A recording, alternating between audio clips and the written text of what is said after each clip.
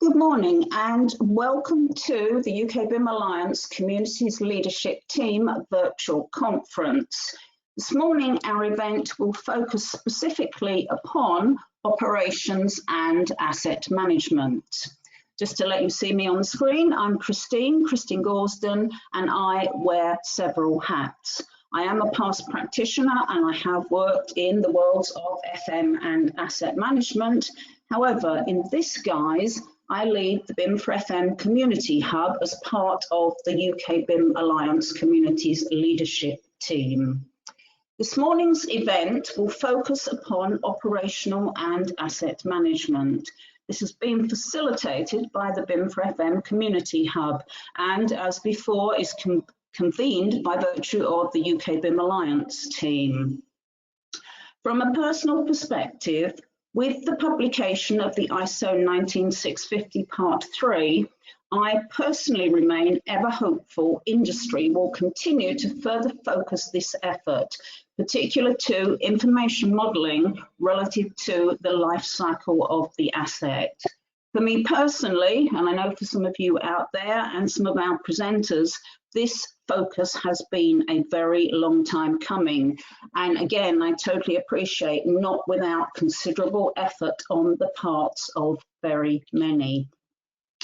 Just an overview of our agenda today. We have a fantastic lineup of very high profile speakers for you this morning who will be providing their personal perspectives, particular to case studies from their individual organisations, again specific to both operations and asset management. Those case studies will be followed by some key industry findings, current initiatives and recommendations. I'm just going to very briefly run through our presenters today. Our keynote speaker is Kath Fontana, the current president of the RICS and Managing Director, Critical Infrastructure and Projects at Mighty PLC. I think Kath will need very little further introduction. The Department for Education exemplar for soft landings is to be presented by Stephen Batchelor. Following Stephen, we will have the Portsmouth City Council digital estate, and that will be presented by Femi Olea. Ryan Tennyson will be our presenter of the final case study specific to best practice within the Scottish Futures Trust.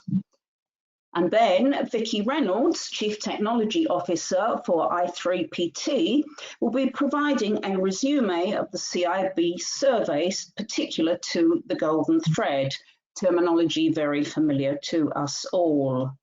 Our concluding speaker is Caroline Gumbel, the CEO of the CIOB, and Caroline is a senior member of the Construction Leadership Council, and she will be specifically addressing the Construction Playbook. I'm very fortunate. I've had the opportunity to preview all of these presentations, and I can guarantee a hugely informative event for you all. But before I pass to Kath, just some housekeeping rules before we commence. Unless you are the designated speaker, all attendees will be muted. There will be a short time availed on conclusion of each speaker, bar our keynote, to permit 1 or 2 questions, and a slightly longer time frame on conclusion of our final speaker for any generic questions. If you, as an audience member or a presenter, if you wish to pose a question, please type your questions and please avoid the option to raise your hand. Please do be aware the entirety of this event is being recorded and will be made further available via the UK BIM Alliance YouTube channel. So, without further ado, to our keynote speaker, Kath Fontana. And as I referenced previously, Kath needs little introduction. She's the current president of the RICS, has a career of substantive practical experience of the worlds of facilities management, operational and asset management.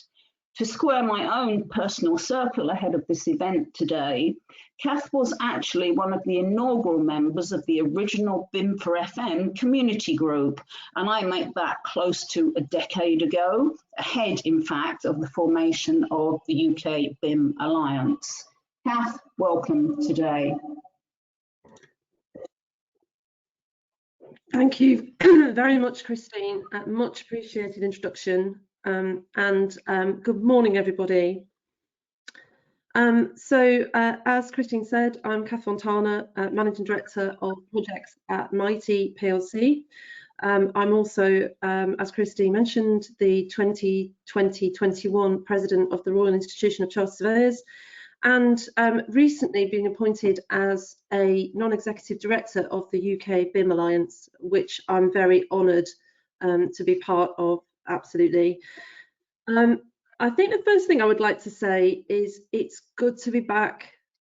So when I was invited to take this keynote, I thought about it very carefully, because actually I have been out of the world of BIM probably for the last 5 years or so. So when I left a role I had with BAM Construction, I went into a firm that was very firmly focused on facilities management, and really BIM was not featuring on any of their strategic agendas. So I didn't really have an opportunity to carry on, really, to keep going with where I'd landed previously. So I think I'm going to learn a lot more from this conference than anybody will learn from me. But I thought it would be a really good opportunity to kind of summarise, having been out of BIM for a while and now having come back in 2020-21, where I think things have landed for facilities management. So it is really good to be back. I'm really excited to be back in the world of BIM, and I'm really hoping that this is the decade that will drive things forward. Christine, I didn't realise it was 10 years ago. My goodness me, time flies, it really does. I went and had a little look back into my library of presentations and so on, and I thought, when was the last time I spoke about BIM? I can't remember. So I think my last speaking opportunity around BIM was in July 2016, and I think Pam will probably remember this. It was a BIM open mic event in London. It was in the olden days when you could all meet and have drinks and snacks and you know, be very physically close to each other in a small room. And my presentation was titled "BIM Will Eat Itself," and I'll explain a little bit about that, because in that very informal environment, that informal presentation that I gave then, my argument was that the rise of PropTech, property technology, and IoT for facilities management was destined to overtake any momentum that BIM had, and to be a meaningful digital tool for asset and facilities management. And my central proposition at that point was that the value of BIM was still far outweighed by the cost and complexity of adoption of BIM. And that was it, really. That was my last foray into the world of BIM until now. So I thought it'd be helpful to look back over the last 5 years and see what's actually happened. So the first thing I want to talk about is Grenfell in 2017. And, you know, of course, what a tragedy that was. And I said at the time, and I'm happy to stand by and say it again, that I feel personally that Grenfell just demonstrated everything that is wrong with construction and operations. That, I think, has been a huge catalyst, rightly so, for how we manage information about buildings. And it's terribly sad that it came to that, actually, but I think it has been a huge positive catalyst for the future. Then in May 2018, the Building a Safer Future report was published. And then in 2017, the Centre for Digital Built Britain as well was established. And I note that it's not the Centre for Digital New Build Britain. It's the Centre for the whole of Digital Built Britain, including the enormous stock which is existing and out of date and in poor condition. And I had a look at Digital Built Britain, and although building clients are represented, I think noticeably absent from a contribution to that are the large facilities management supply chain firms. And in the UK at least, most of the data about most of the buildings, commercial buildings anyway in the UK, is held in the FM supply chain, nearly all of it. And I think there's a great gap there in terms of Digital Built Britain talking to the FM supply chain. So I'd just like to make that point. Then, of course, in 2019, we have the UK BIM framework. And I'm very pleased to see ISO 19650 Part 3 emerge in 2020, which I think is a great step forward. And then the 2020 Construction Playbook, of which I know you're going to hear more later. And then finally, this year, at some point, the Building Safety Bill. And I do think that these things all coming together now in this year, especially the Building Safety Bill, will really, really drive that platform for the way we manage information between construction and operations, which is, after all, what I think BIM is all about. So where are we now in 2020-21? So according to the latest NBS report in 2020, BIM in the construction industry certainly has made great strides over the last 10 years. The industry seems to have gone from limited to almost universal awareness and use. 73% of professionals in 2020 were aware of BIM and were using BIM in some way, shape or form. And I stress this is construction professionals.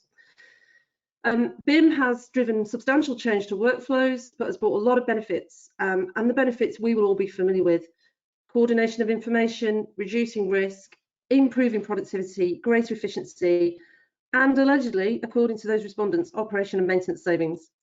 And these improvements are definitely helping to create a more efficient and transparent industry that makes a lot less mistakes.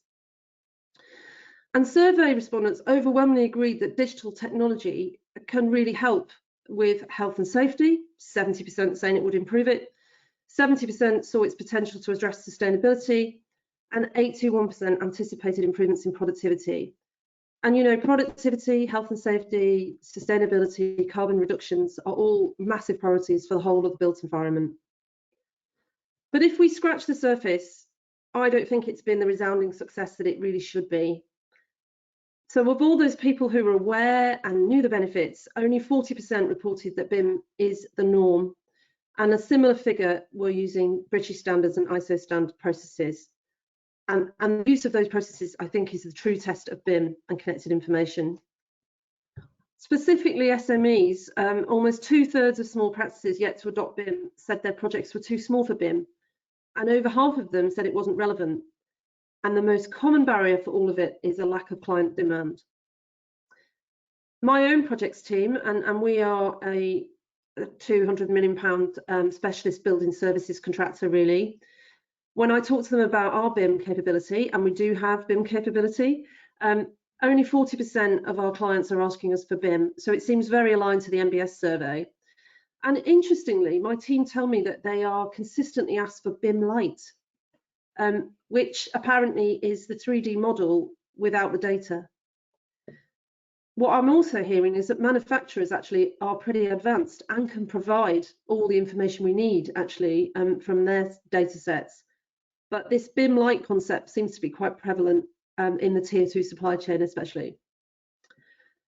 So that's kind of where I think we've landed in terms of construction. Let's look at FM.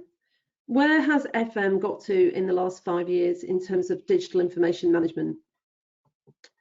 And are my predictions right that FM would overtake the digital drive for asset management? So the facilities management industry has made massive strides in digital solutions, specifically around smart buildings, data analytics, and IoT. But for BIM for FM, at best, what we are normally asked for is to receive the COBie data into our FM software, which is a unidirectional transfer of data via a spreadsheet. In my own firm, we manage over 500 million assets for our customers. I'm not waiting for BIM solutions to come to us. We have won in Mighty the Big Data IoT Project of the Year category of the Digital Technology Leaders Award for our analytics platforms. And the Digital Technology Leaders is not a built environment award, it is a digital technology award for any firm or any professional industry. And that is our 5th recognition for our digital solutions in the last 4 months, which obviously we feel consolidates our leading position in technology-enabled facilities management. So in that context, I think it's probably obvious that we have no problem receiving COBie spreadsheets. In fact, that would seem to us to be a very, what's the word I'm looking for? A very basic transfer of information.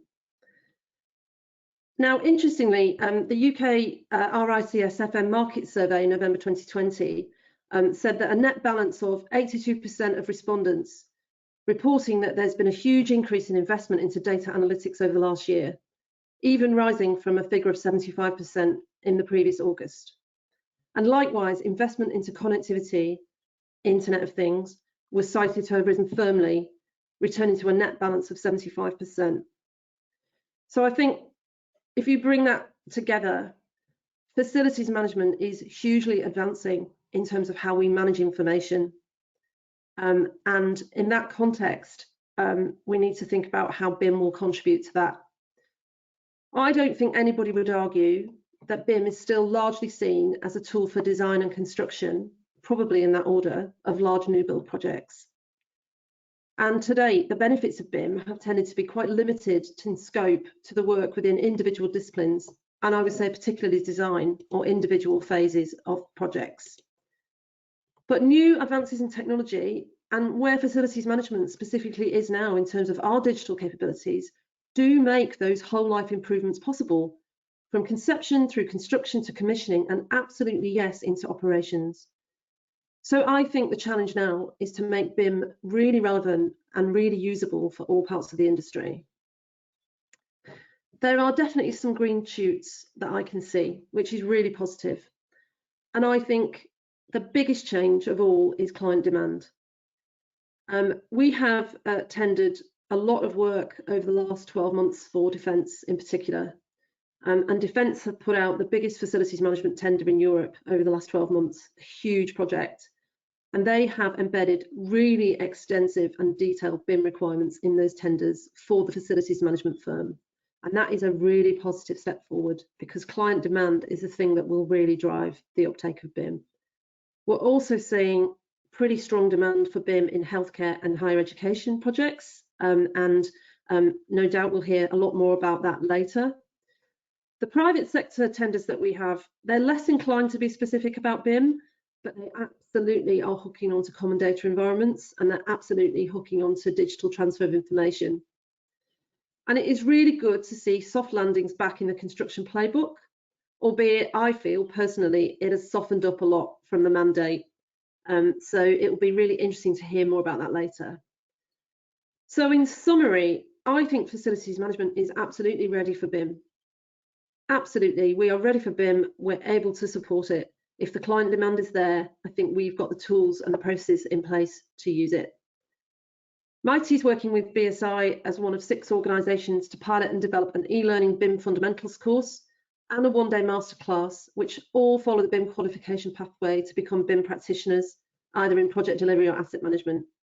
And we're already developing our ISO 27001 and 19650 compliant common data environments. We are getting ready for this. So in summary then, FM has got the right processes. We seem to have demand, at least in the public sector. We're developing our competencies, and we are really well advanced on our digital journey as a profession. So if I look back to 2016 and where we are now, it feels like really big advances have been made actually in the last 5 years. And I hope and believe that we now maybe are at a real tipping point. The big question for me is the value proposition for BIM for FM really compelling? Has that moved forward? Facilities management is ready and waiting. I think we'll get some really good insights today into those questions, and I'm really looking forward to hearing from our esteemed speakers and to hear more about their perspectives. And absolutely, like all of us, I really hope to get some inspiration. Thank you, Christine.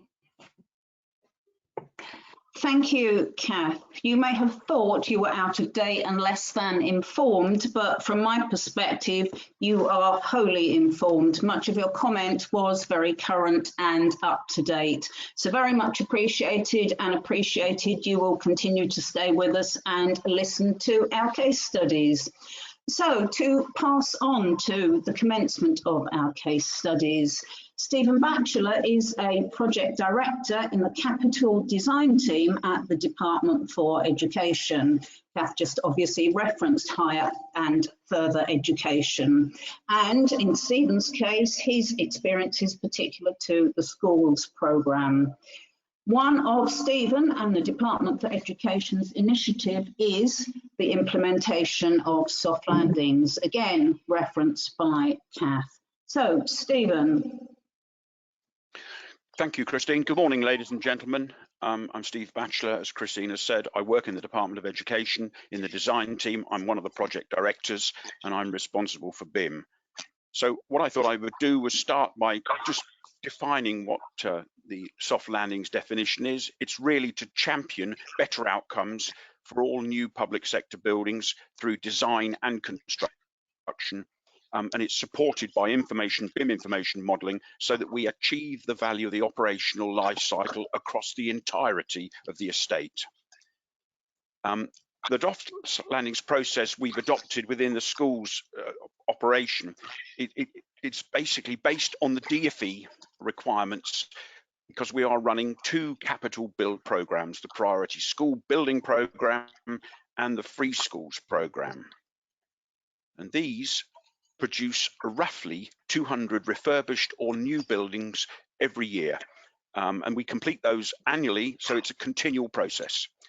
The value of each school project varies clearly depending on the type and size of the school, and if it's a secondary school, it's much more expensive than a primary school. And the information is published on gov.uk once all works are complete and the costs have been finalised. So you can actually look at each project and what it has cost. Construction programs typically take between 12 months and 2 years, but on average, it's about 18 months. And the aim for soft landings for the DFE is really that school construction projects adopt the DFE soft landing strategy from project inception and follow it right through the development of the project. It's not just at handover, it actually fills the whole of the project process. We want to ensure that the new buildings reflect the school's requirements for building functionality and operational performance. But in addition, we have to make sure that the school is sufficiently flexible and adaptable to accommodate changes as we go into the future. And we need to ensure that the transition from construction site to building operation is bump-free. Clearly, we want to be able to teach students or pupils and students as quickly and effectively as we can. So the school, once it's moved into its new building, needs to be able to reach its optimum operational performance as soon as possible. And we also need to make sure that all new and refurbished school buildings meets the school's performance requirements in terms of both what the pupils need and what the staff want. But that is really important, that is from day one of handover. And the challenges, well, clearly the Cabinet Office announced in April 2016 all publicly funded construction projects must be delivered in accordance with government soft landings. And for the DFE, that means that all our new and refurbished school building projects must use a design and build contract. Clearly DFE does not occupy the completed school. DFE is the client and the school is the user, and they're the ones who take over the building. And we also had to make sure that the development of soft landings aligned with the DFE existing project management processes. And we then had to ensure DFE processes were in full alignment with the latest GSL standards. And more particularly, and very importantly, we had to develop training programs and presentations for delivery across everybody who was part of our project team, our project managers, technical advisors, contractors, and their supply chain. So the development process was fairly extensive. We appointed a soft landings champion, that was me. I then gathered and studied a wide range of information on soft landings, the strategies that others were using, and we particularly took a very long look at the detailed review of building services from the Building Services Research Information Association, and we worked through government soft landing strategy. So it was a question of laying government soft landing strategy on top of the Building Services Research Information. And what that does is add targets, and it adds targets for building functionality and effectiveness, for the environment, for financial performance, and also performance against planned targets. Then once we had that information and we had a process, we created the DFE soft landing strategy, and we put it out for comment across our contractors, our internal staff, and our technical advisors. We then set up a number of pilot studies with the support of head teachers, and these were live projects in schools where we used the head teacher and the pupils and our contracting staff to look at what was going on and to see how we could develop it. We then clearly refined the proposals, the initial proposals, and updated the soft landing strategy to meet the RIBA Work Plan 2020. And then it had to be developed in terms of a training program and then rolled this out across the DFE programs. So quite an extensive research and development process to get to where we wanted to be. We had a lot of help from Dave Phelps at Centre for Digital Built Britain. And we started by developing a training navigator based on the RIBA work plan. And as you can see, we went through all the RIBA stages and we based this against the soft landings requirements. And this is really sort of an element of the training navigator. And I picked out a number of bits and pieces to show you how we developed it. We then took a section, one of the stages. This one happens to be handover. Clearly it's stage 6, so left-hand side has stage 6.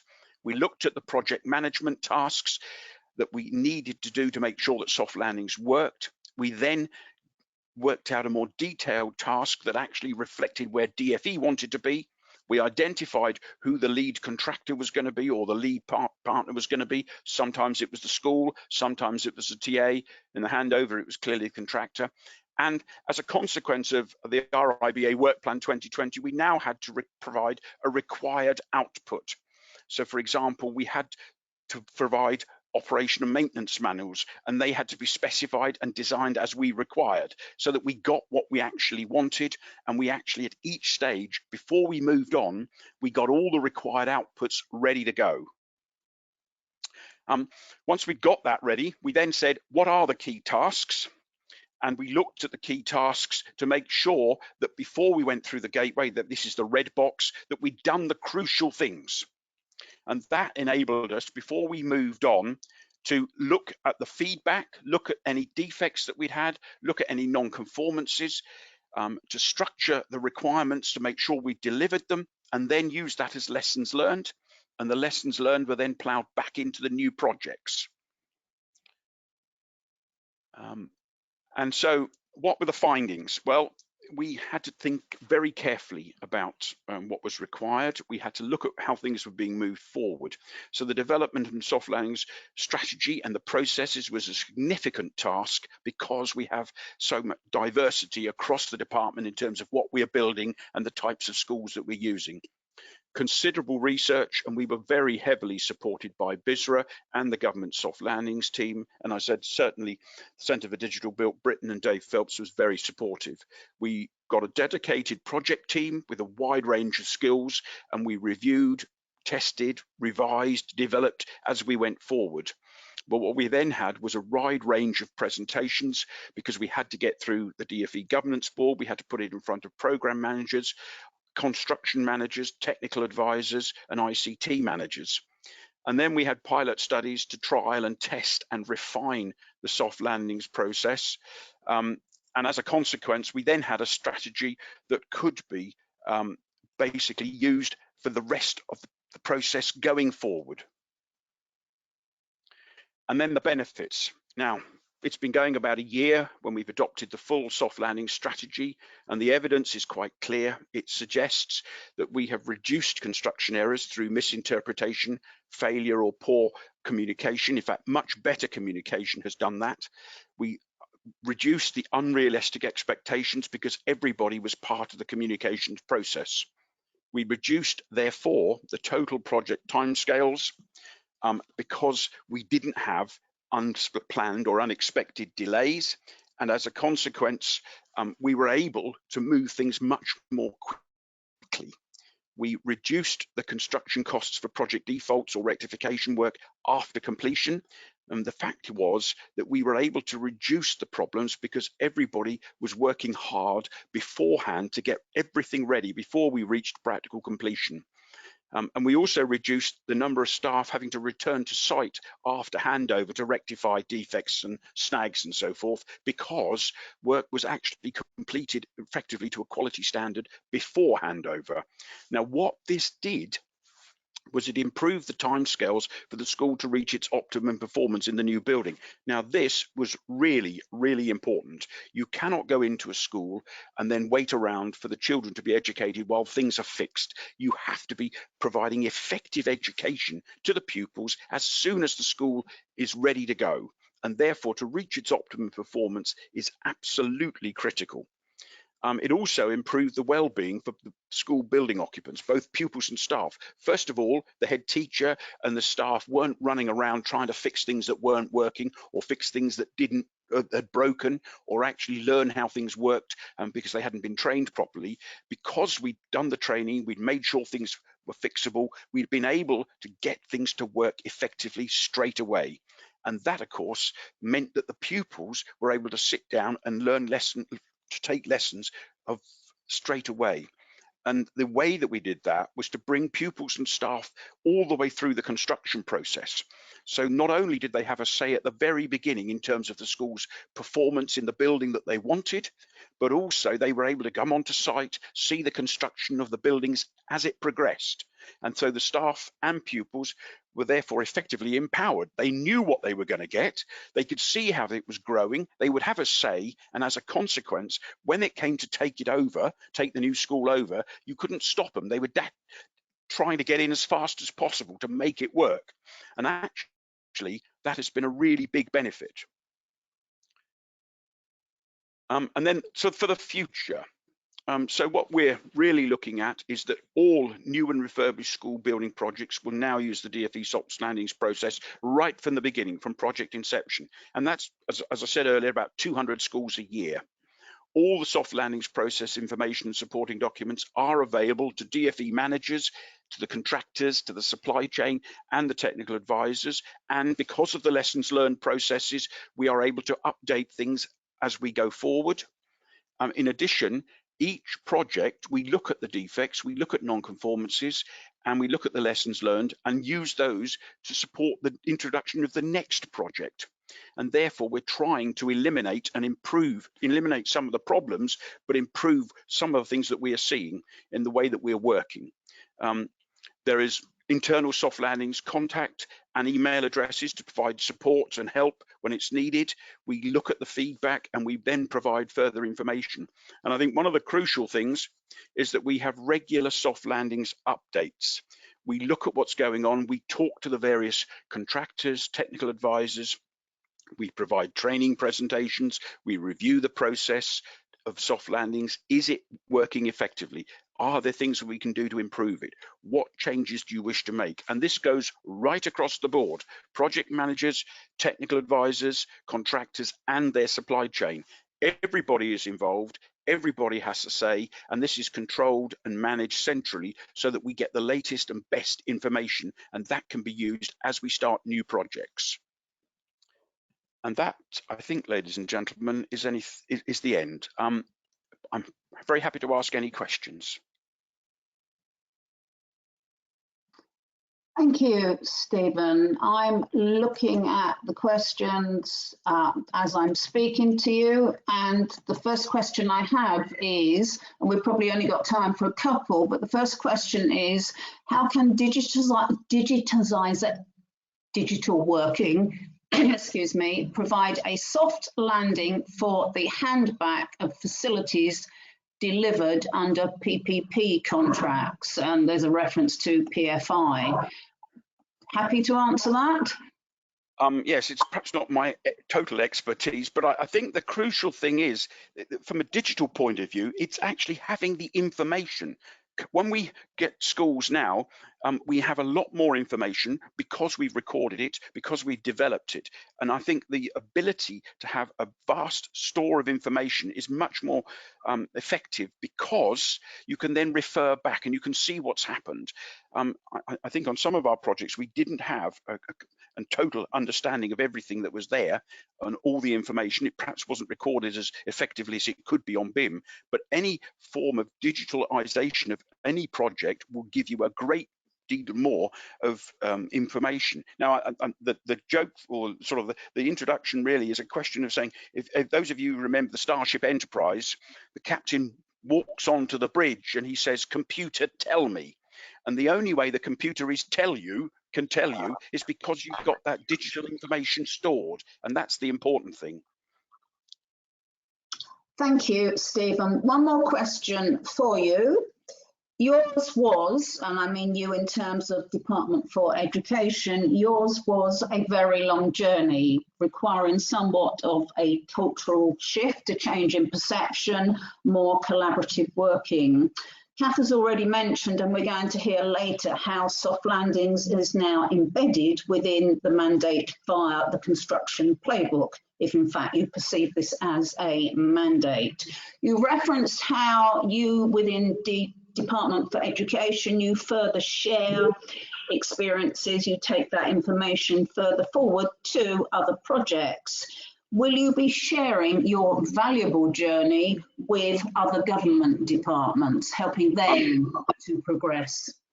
Actually, I do that already. I sit on the cross-government committee, and I have been bringing some of the knowledge, and in fact, we talk about it quite a lot. Some of the knowledge that we've got, because as you can imagine, building 200 buildings per year is we're one of the biggest government building departments, if you like. We've got the biggest building capability that anybody across government has, and so there is a lot of learning. So yes, I do share it with other government departments. I go to the regular meetings, and I learn as much as they learn from me, I think. So yes, we certainly do share it. Thank you so much, Stephen. Time prevents us from posing all of the questions that are out there for you, but thank you for your contribution. As ever, a really interesting journey. We're going to progress to another case study, a case study reference Portsmouth City Council. Femi Olea is responsible for the planning of Portsmouth City Council as a local authority in terms of their journey towards digital transformation. I'm really pleased to welcome Femi today. I know he's been struggling with homeschooling concurrent the preparation of this presentation, and that's probably a world most of you are equally used to at the current stage. So, Femi. Good morning, everyone. Thanks for having me, Christine. And today I'll be sharing with you from, I think, where I stopped the last time. And I've been here before in the summer of 2020. So today I'll be talking more about our FM systems and asset management process in Portsmouth City Council, and how we are trying our best to digitize this process to make everything a lot easier for us. And just to say, I've been really lucky to have worked in different parts of the council. So as a local authority, I gained about 4 years of facilities management experience working at the front end with the repairs and maintenance of our 17,000 assets. So I had an understanding of how we manage our assets, but didn't know at the time how the information got to that point. So, and I've got a background in architecture, and so I wouldn't want to go too deep into myself. And I would also talk about the council was a very massive organization with about 3,000 staffs. So we've got people all over the place doing stuff. And we as a directorate, we've got about 400 staffs with 7 services within them and various teams, and everything we do plugs into the vision of the council, which is to create an enabling environment to support economic growth and to improve cultural development in every way possible and make Portsmouth City Council a great city to live.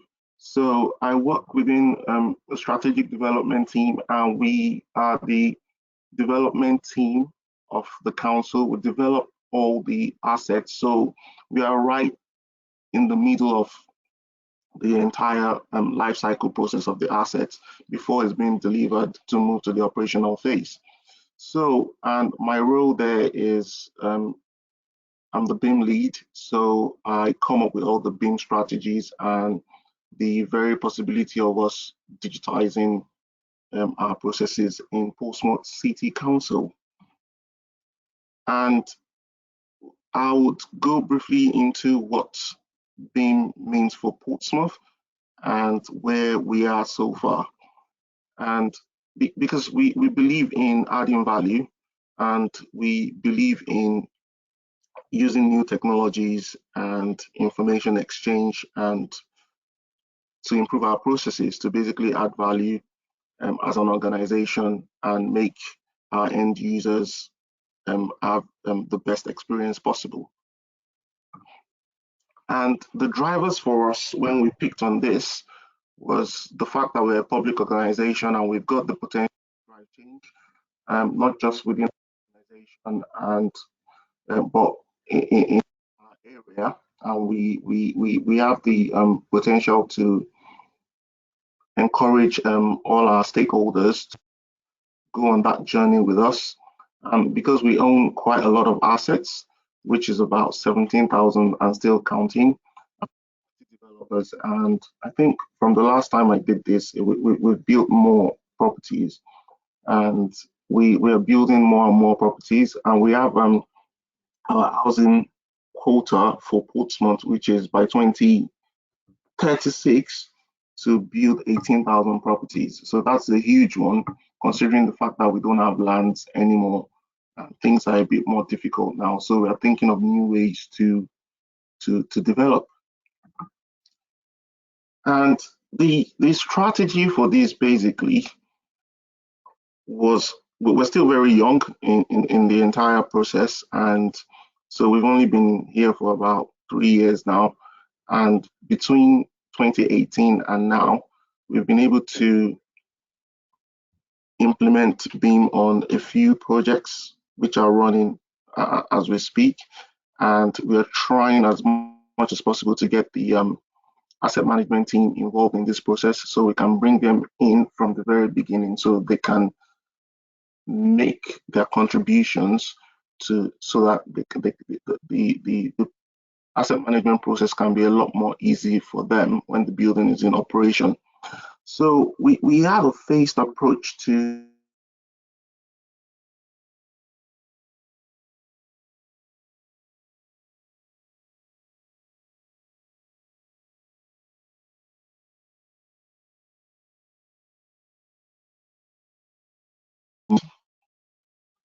so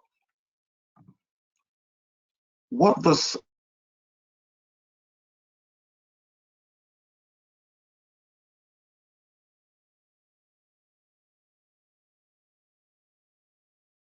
Amy, I'm just going to cut across you and say your words are breaking up.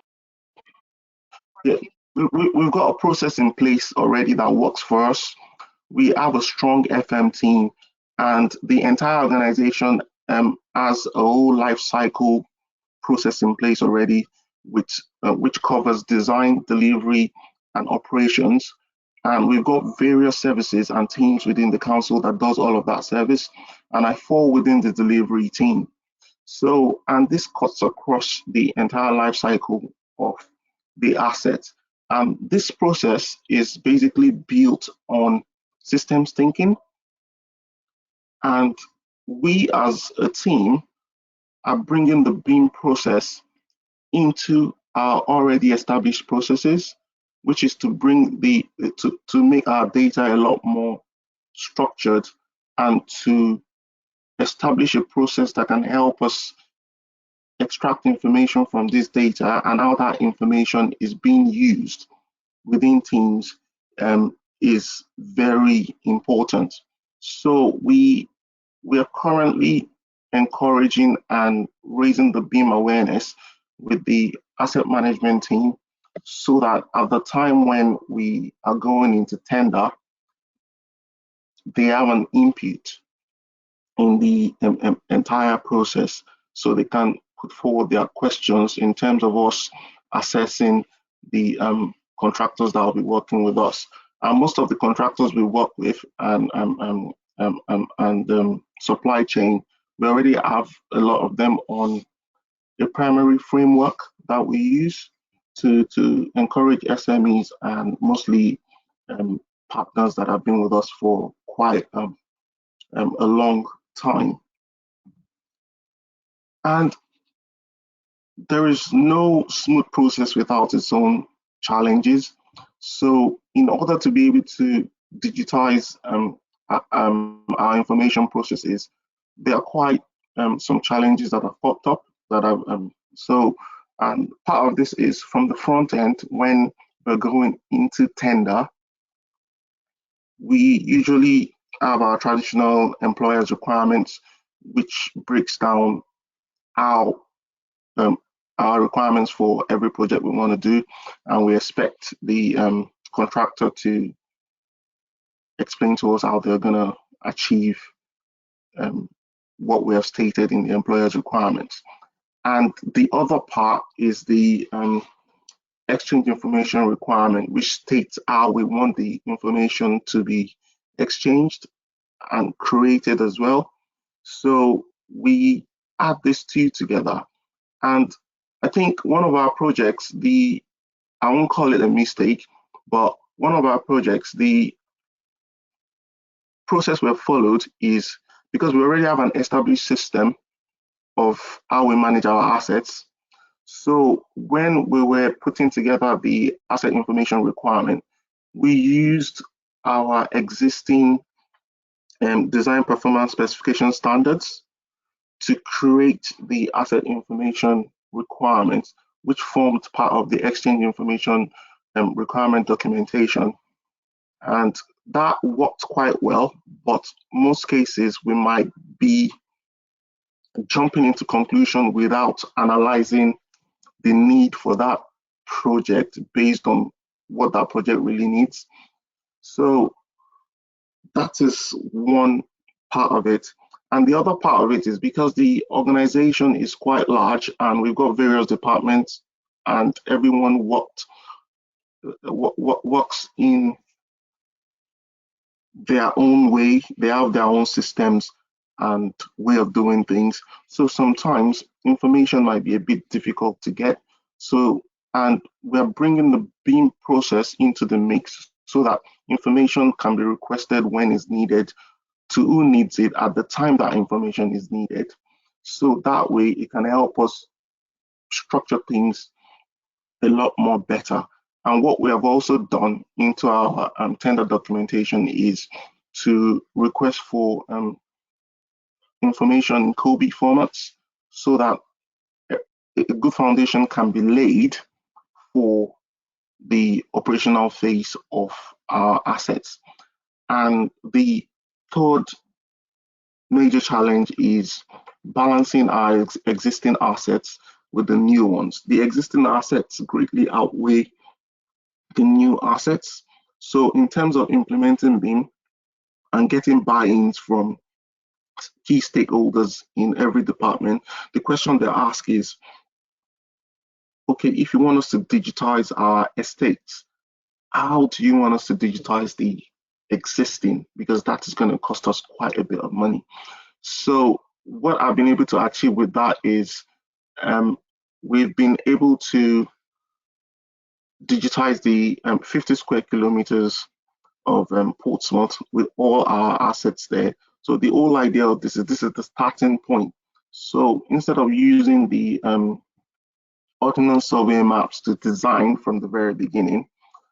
We've worked with ViewCity to be able to make this into 3Ds so that even from planning stage, we can make informed decision based on the amount of information we have available to us. And gradually, we'll be adding data and lots of layers to this platform to be able to make the asset management side a lot more easier for all of us. And so bringing BIM into the process, like I said in the last slide, is we're not changing anything. We're just bringing in BIM into what already exists and works for us. And from my understanding, BIM can be applied based on what works for every organization. So it varies from organization to organization and project to project. So for us, we're not changing how we work, but we are bringing in BIM to structure how we work and make things a lot more easier for us. So, and this has been experimented on a few of our projects already. So we structuring our information such that we have a federated model that can translate into the asset information model, which will be passed on when the building is being handed over. And this answers one of the questions of the asset managers within the organization during my engagement with all of them. And he mentioned that they struggle to find information in the O&M manuals when it's being handed over. And I was excited to hear that. I had to tell him, I've got a solution for that for you. If we digitize our information right from the very beginning, it makes life a lot more easier for you. And it provides you with the graphical data, which can be added to our existing non-graphical data that our asset managers and facilities managers use. And so this is part of the problems we are trying to solve. And we are trying to make sure we get optimal benefits from what already exists and building on that to deliver an easier and a lot more straightforward facilities management process in Portsmouth City Council. And I'm just gonna be talking you through a few projects that I've selected that we are documenting to BIM standards. So this one is Arundel Street is a 22-story development in the heart of the city, and it's got 76 flats in it. And Arundel Street is a very interesting one. It's a carless development, and it has already moved to stage 4, which is technical design.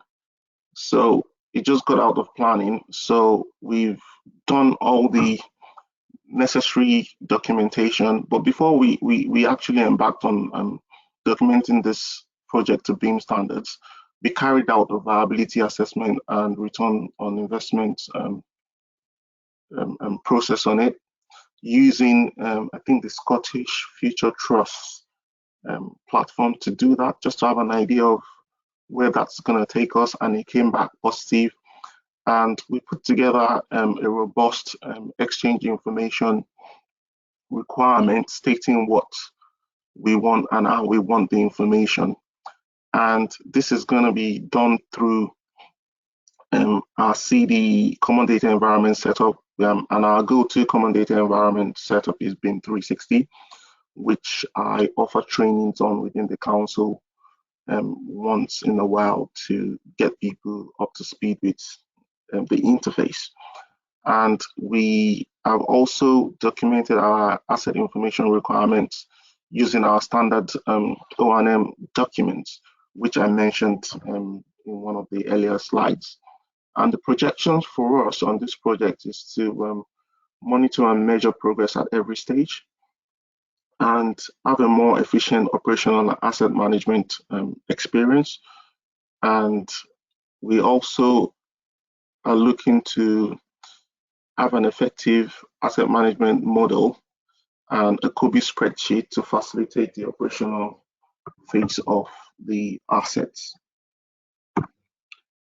And this one is Tipner West is a regeneration project, and we are taking this to River Stage 3 at the moment. And it's one of the largest regeneration schemes in the country at the moment. And it's a good thing is I'm a part of this. And Tipner in itself is quite massive. We're going to be providing about 4,000 homes and thousands of employments, and we're going to be reclaiming some marine land and building a new city basically. And we are experimenting BIM on this project from the very beginning, and this is so interesting, laying the foundation for the BIM process so that when the project begins to evolve and other stakeholders start to come in, they can build on that foundation we have laid to take the project all the way through a digital process. And with this one as well, we defined our information requirements from the very beginning. And what we've done as well is bring in all the stakeholders early in the process so we can lay a good foundation for the rest of the project's life cycle. And this has been done through BIM 360 as well. And this project is more like our pilot project, the very first one we did BIM on. And we are using the project as an exemplar project to raise the profile of BIM in Portsmouth City Council and its environs. And we are also laying a foundation for smart city processes as well. And to let people understand that technology can make the lives of people a lot easier and can deliver a better outcome for end users. And we are also making sure that collaboration is a key part of this, and to bring the supply chain to speed with how they work and make things a lot more seamless for them. And working with we're working with an external BIM consultant on this as well, because it's quite a massive project. And one of what we've identified is the triggers for a smooth and effective asset management process, so that when the information are being documented, we are considering everything with the end in mind. And this last project is an extra care housing. It was a building that was done in the 50s, but I think it has exceeded its lifespan. So it's been knocked down for a new care housing to be built on that site, just on the outskirts of the island. And we're taking this to stage 3 at the moment. And I did mention we always break our exchange information requirement into 2 parts, because most of our projects are done in design and build.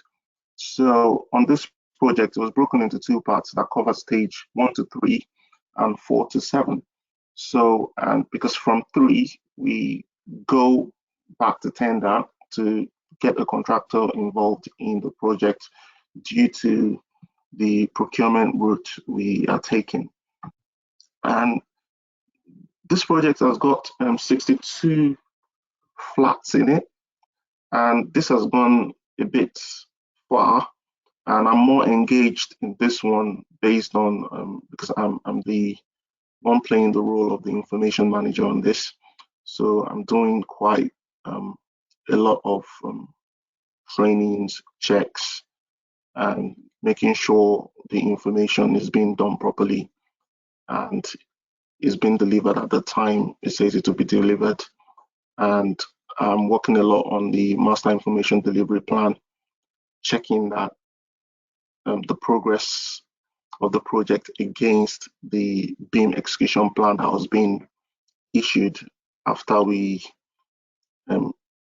got the supply chain involved.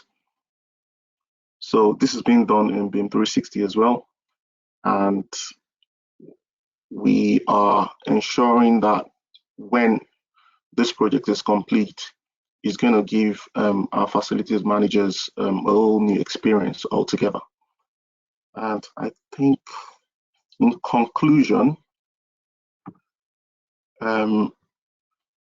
we are raising the profile of BIM in the organization and outside of the organization as well as best as we can. We are scouting for new contractors and professionals to work with that would move the digital transformation agenda forward for us in the city. And yeah, I think that is it for me. And if you have any questions, I'm happy to answer.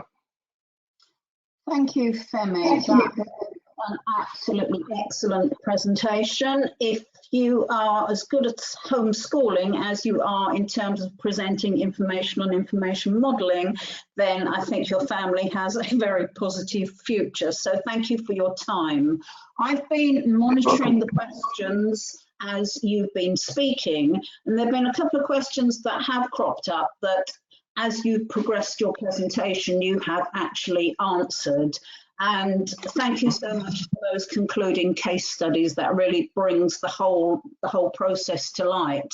I have got time just to ask you one quite brief question, but it's quite a personal question. We're all very impressed by the progress of Portsmouth City Council, particular to that digital estate. Likewise, the Department for Education, it's been a very long journey. Right back at outset, reference Portsmouth, who initiated the process, whose idea, who was flagging information modelling as the way to go? Was it your personal initiative or was it one of your senior personnel? It was actually my personal initiative from the beginning. I started to do some online trainings 2 years prior to when we started. And this was just me on a personal journey because I knew it's going to come to a point where we would need to adopt it. And I believe in positioning myself for great stuff. So I said, okay, I'll give that a go. And our management changed and we had a new assistant director who was very passionate and enthusiastic about the digital future. And she was the one that actually pushed it to the organization and she put me in charge of it. So more like I was just there at the right time to pick this up and run with it. Really, really pleased to hear how much difference an individual can make, because it was your individual initiatives in the first place, and then that was paired with that of your new colleagues. So really, really pleased to hear that.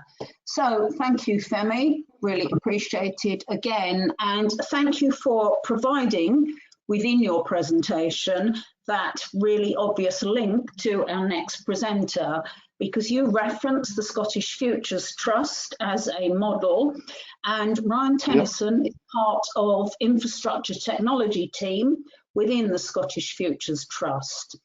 This team leads the information modelling programme on behalf of the Scottish Government, and Ryan was a contributor to the ISO 19650 Part 3 guidance documentation, as is currently availed by the UK BIM Alliance.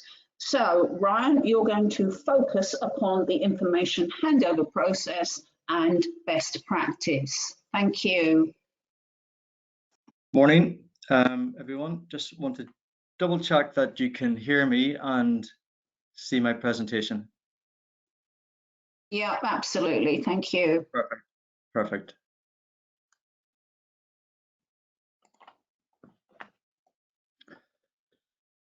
So good morning, everyone, and thank you to Christine and the UK BIM Alliance for the opportunity to present today, and on behalf of SFT, to present our piece of our current work around the development of a standardized and digitized information handover process for the public sector and projects within Scotland. This work has included the setup of a client contractor working group who have as a collective, bring a wealth of knowledge and experience to the table on project specification and delivery across all stages. It's just important to note that this work does not compete with soft landings, rather the opposite.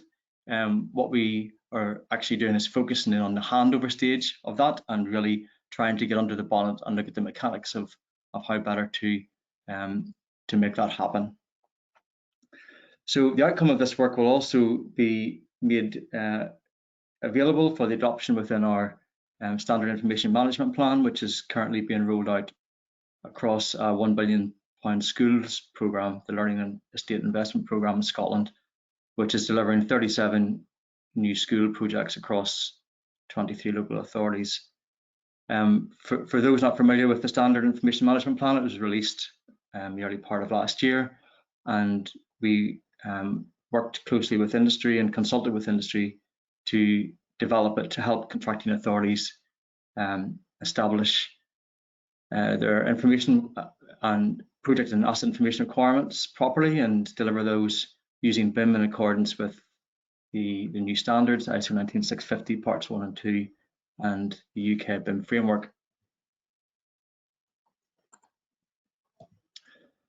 So as we've evolved this project information handover work with the group, several key points and observations have surfaced, which I think would be really useful to share with you this morning initially.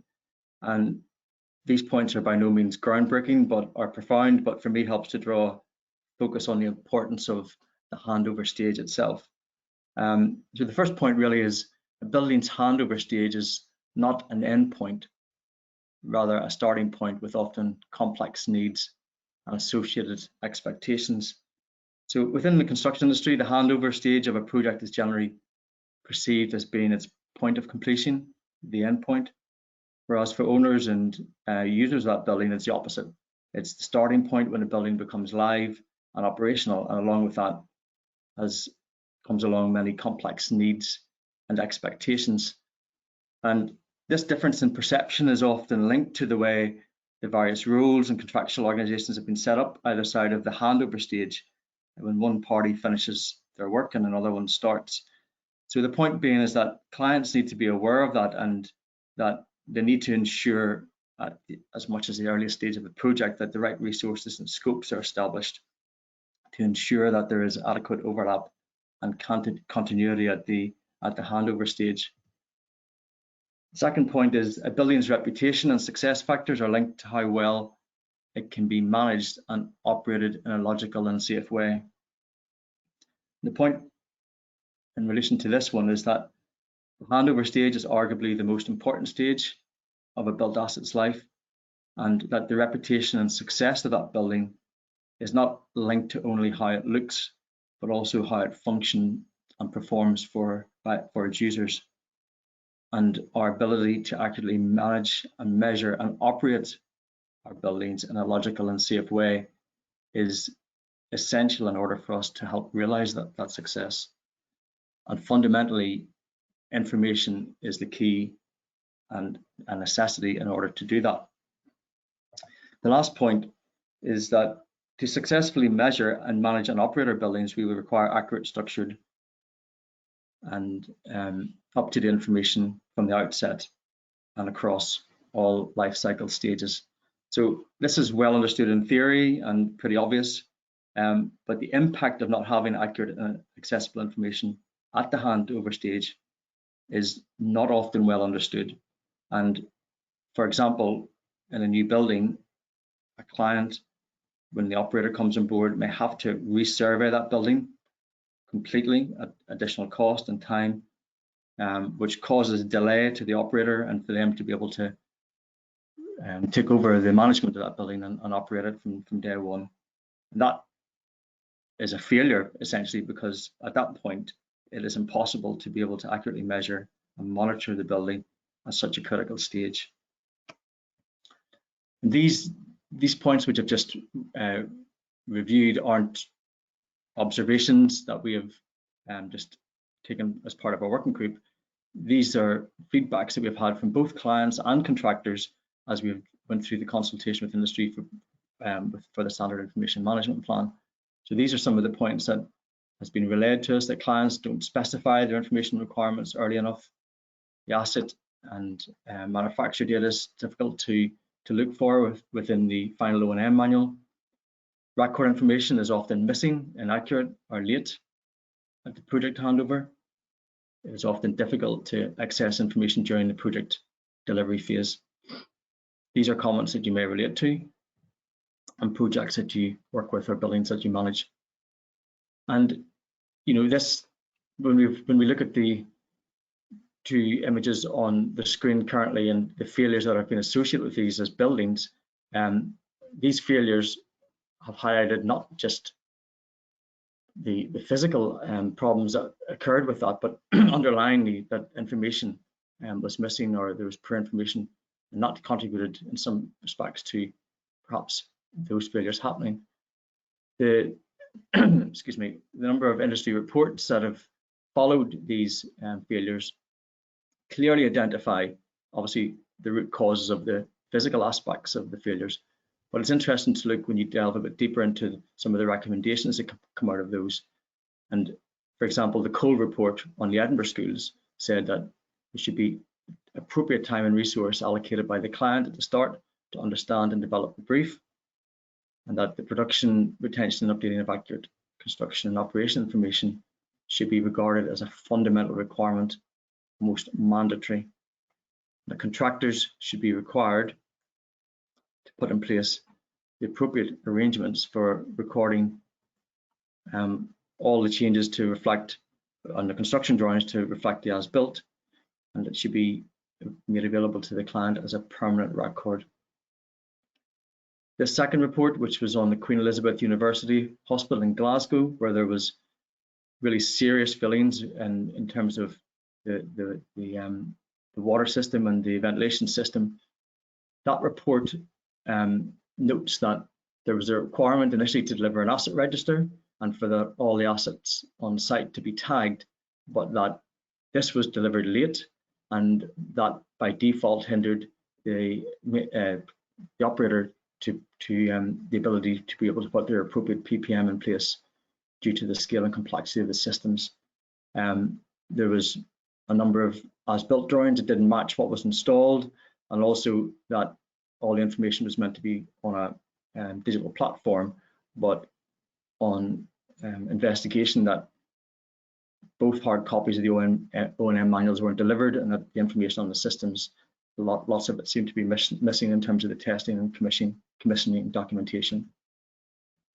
So the recommendations for that was also that there should be a greater use of digital technologies to create, log and store project documentation, and that there should be a reliable system for checking that during handover. The third report, which was produced by the Scottish Government Building Standards Department, which was off the back of really the Hackett report, really starts to come up with similar sort of recommendations, but goes a bit further in that there should be, for example, digital photographic evidence made available to support, for example, the fire stopping installations, and also goes so far as to say that, again, there should be a greater use of digital technologies to share this information between the various stakeholders, and that the Scottish Government should promote this and help develop the research for both public bodies and industry to deliver this. So following Dame Judith Hackett's report and the recommendations there's been much emphasis and focus on the delivery of this golden thread of information, or essentially the delivery of a digital and accurate record of the information for a building, and in this context, a high-rise asset. The golden thread analogy for me is really useful, as it helps us to mentally visualize a building information record across its life cycle. But what I think is really missing from that analogy is the needle. As without the needle, the thread has no direction and has limited function. So what does this needle mean? Well, for me, after thought, this needle represents our industry standards and processes which are essential to guide and direct this golden thread of information on its journey. And our industry has never been in better shape because we have all the necessary standards to allow us to be able to specify our brief at the start of a project and then deliver that information digitally through the various design, construction, and into operation phases. We also have excellent guidance out there in the form of guidance around government soft landings, BISRA, the new BG 79, which is an update from the previous version around information handover and O&M manuals, and also BG 26, which provides excellent templates for building manuals and user guides. And what we need to do is really take all of that, the standards, the best practice guidance and so forth, and put these into practice. Because it's only by doing that we'll be able to refine and improve the processes to unlock the benefits and efficiencies that are on offer. So as mentioned, we did have applied all of that good guidance and standards within the development of the Standard Information Management Plan, which in the context of asset information requirements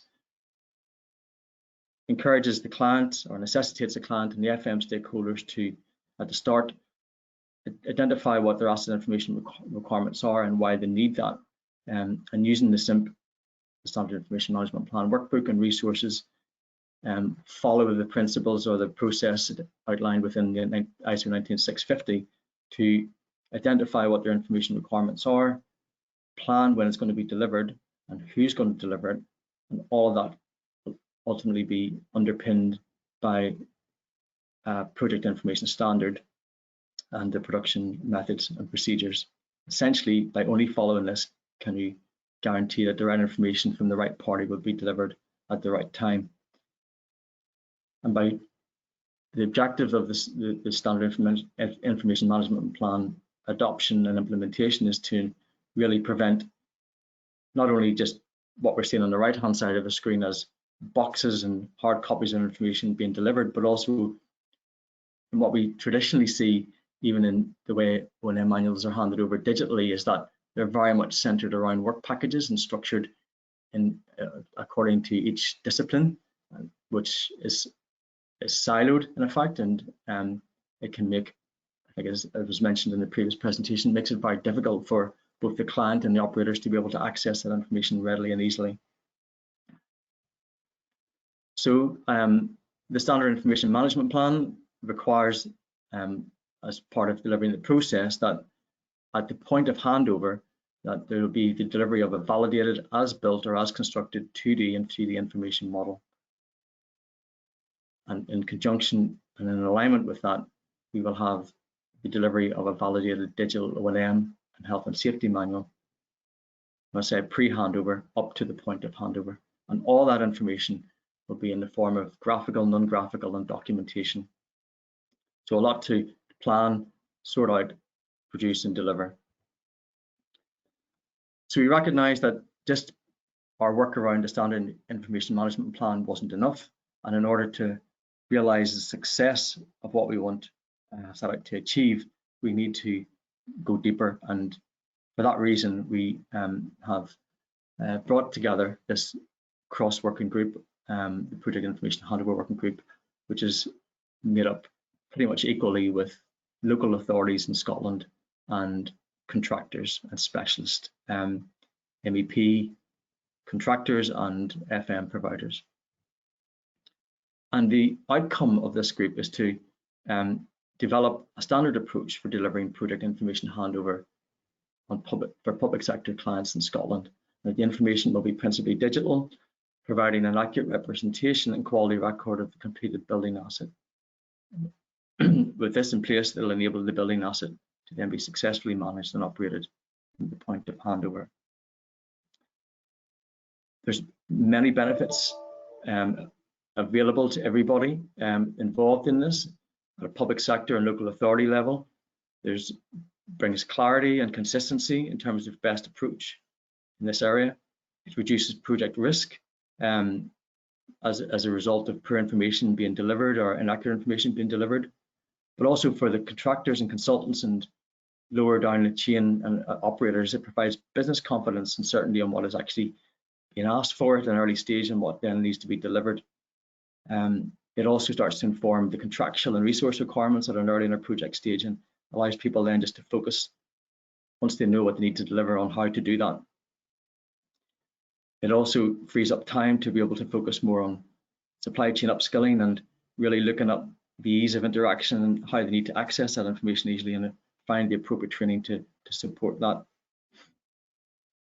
So at the outset, we carried out a sort of a high-level survey with the group, just to tease out what they felt, both sides of the camp, what would be important to focus on.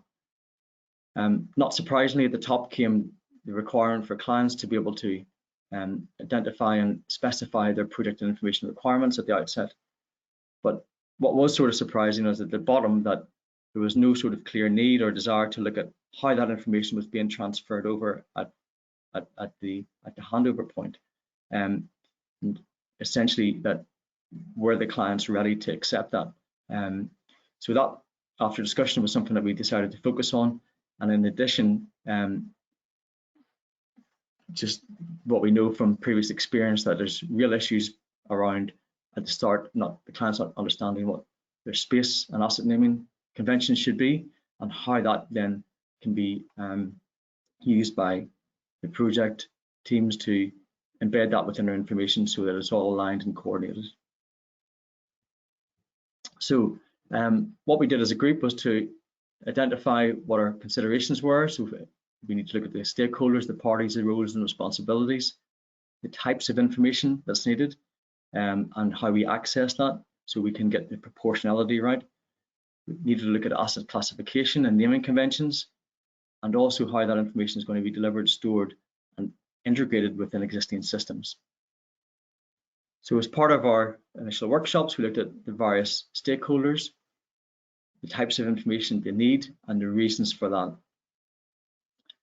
We then looked at sort of both ends of the spectrum, from the boardroom to the boiler room. What are the sort of high-level questions that are needed by both the client or the organizations and also the operators to successfully manage and understand how those assets are operating? As part of that, we also teased out where people would traditionally go or where they would expect to go in a digital environment to access that information. And we also considered and investigated how information is currently stored within public bodies or local authorities. And that generally is information sitting across different systems, different ways, in different formats, hard copies, in hard drives, CDs, on local servers. And also a lot of that information on how to operate the building is contained within people's heads by the FM team or the project team's knowledge. It's usually unstructured, making it harder to access and share. And also a lot of information, which I think Kath had pointed out at the start, a lot of the information about the buildings stored on external systems by third parties, which is often inaccessible by the client. Where we've seen BIM level 2 projects or BIM being delivered, those models and that information generally ends up not really being tapped into and utilized to its full potential, and can quite often just sit in a hard drive waiting for somebody to get the necessary skills to be able to use that. So as part of this work, we looked at the future state.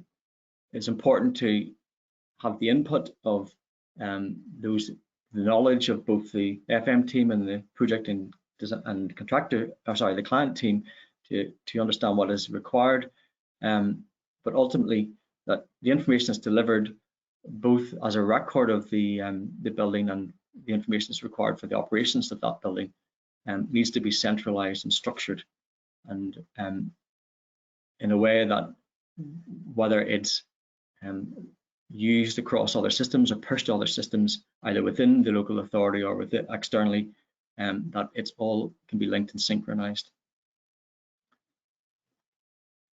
So in order to really understand the next step of what those assets are, we looked at obviously Uniclass and how that naturally breaks down the systems into products and so forth.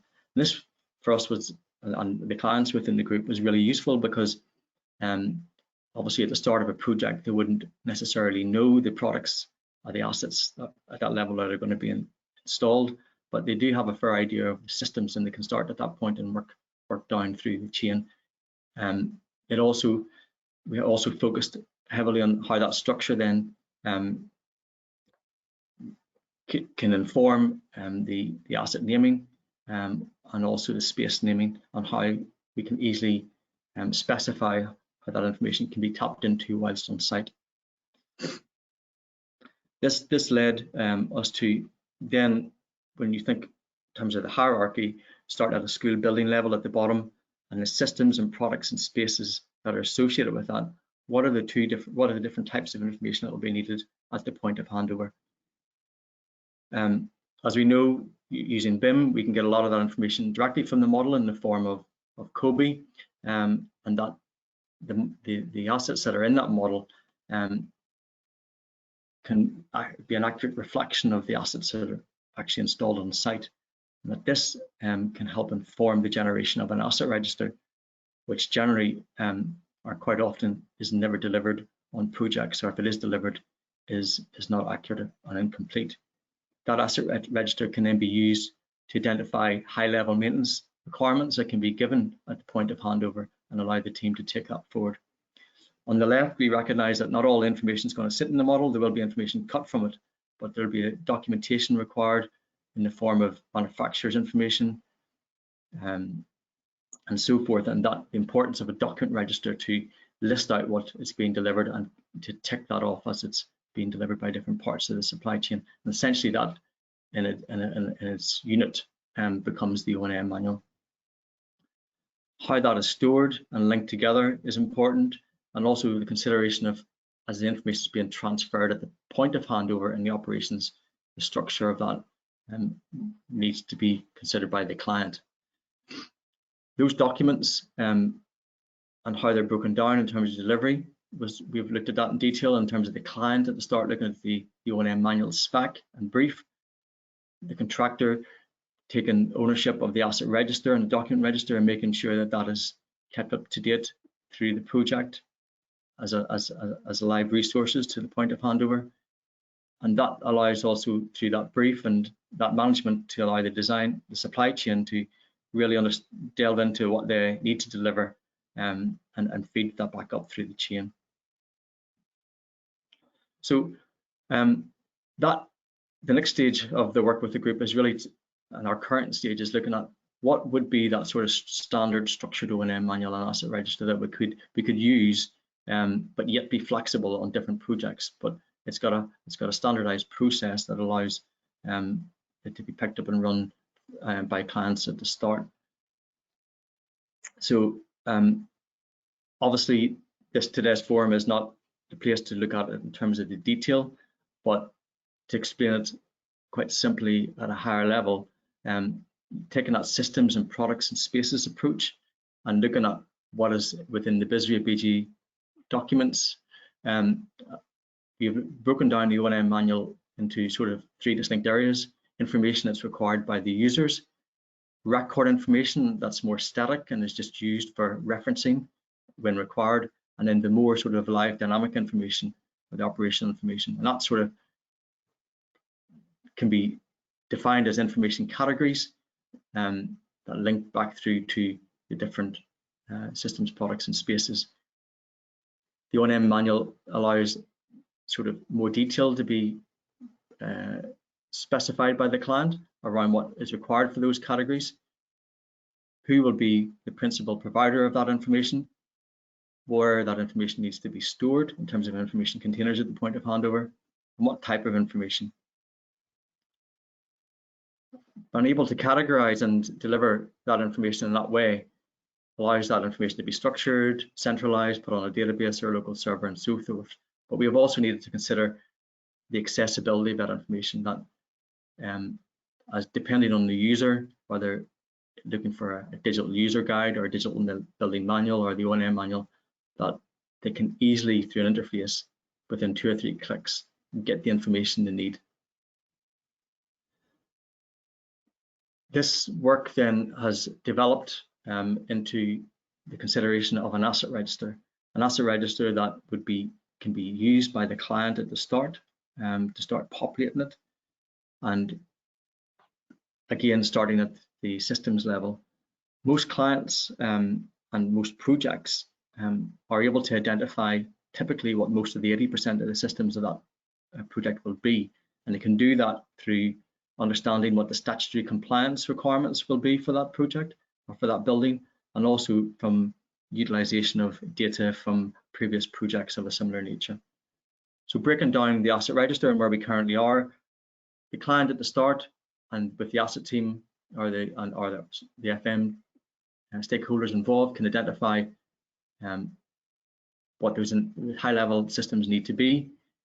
Using the O&M categories, can list out through a yes/no assignment what will be required in terms of those information categories to be delivered for those systems.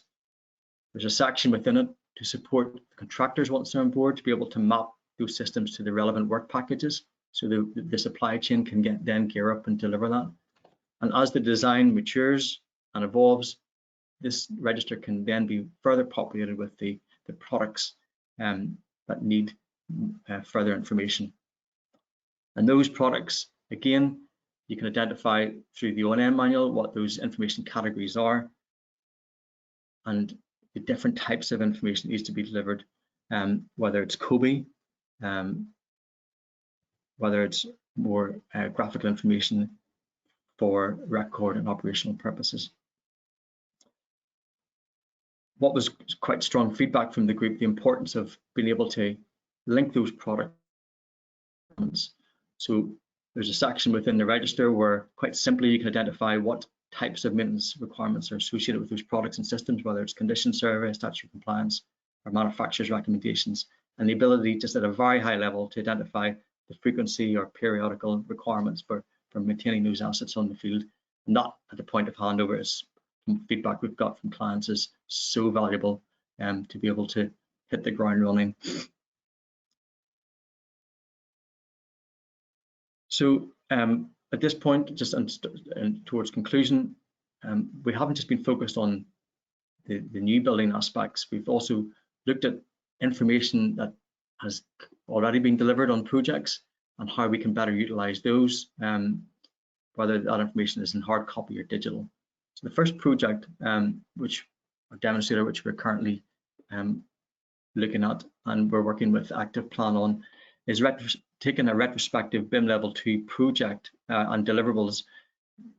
The information which was pretty much lying dormant, the council team were looking at, we're using pretty much the hard O&M manual. So what we're doing as an exercise is taking that, the models, the graphical, non-graphical information, and putting that onto the system and inviting the local authority and their asset team to navigate through the platform and trying to find better ways of getting to their information more reliably and quicker. There's been some success with that, and hopefully that they can start to adopt this both on this project and on other schools going forward. For those who might find it difficult to navigate through the model and find the right product information through spaces and so forth, we've been able to demonstrate through retrospectively capturing 3D60 images and tagging those within this environment or other similar environments which are available on the market, that there's a more direct and easier and accessible way to get the shorthand information on that asset more readily. The second and final case study is the sort of looking at the HoloBuilder platform that was used on the LNS Academy project by Kiers. And traditionally, well, Kiers have used this, the HoloBuilder, to capture the quality of the construction in the timeline fashion, which again, as a digital record, is really valuable for the client. But we have currently working with HoloBuilder, Kiers, and the local authority to try and make better use of this sort of static information in the operational phase. So similarly, we have captured more high-res imagery of particular assets, in this instance the water or the tank room, and going through an exercise of being able to link through HoloBuilder that tag to the relevant product information.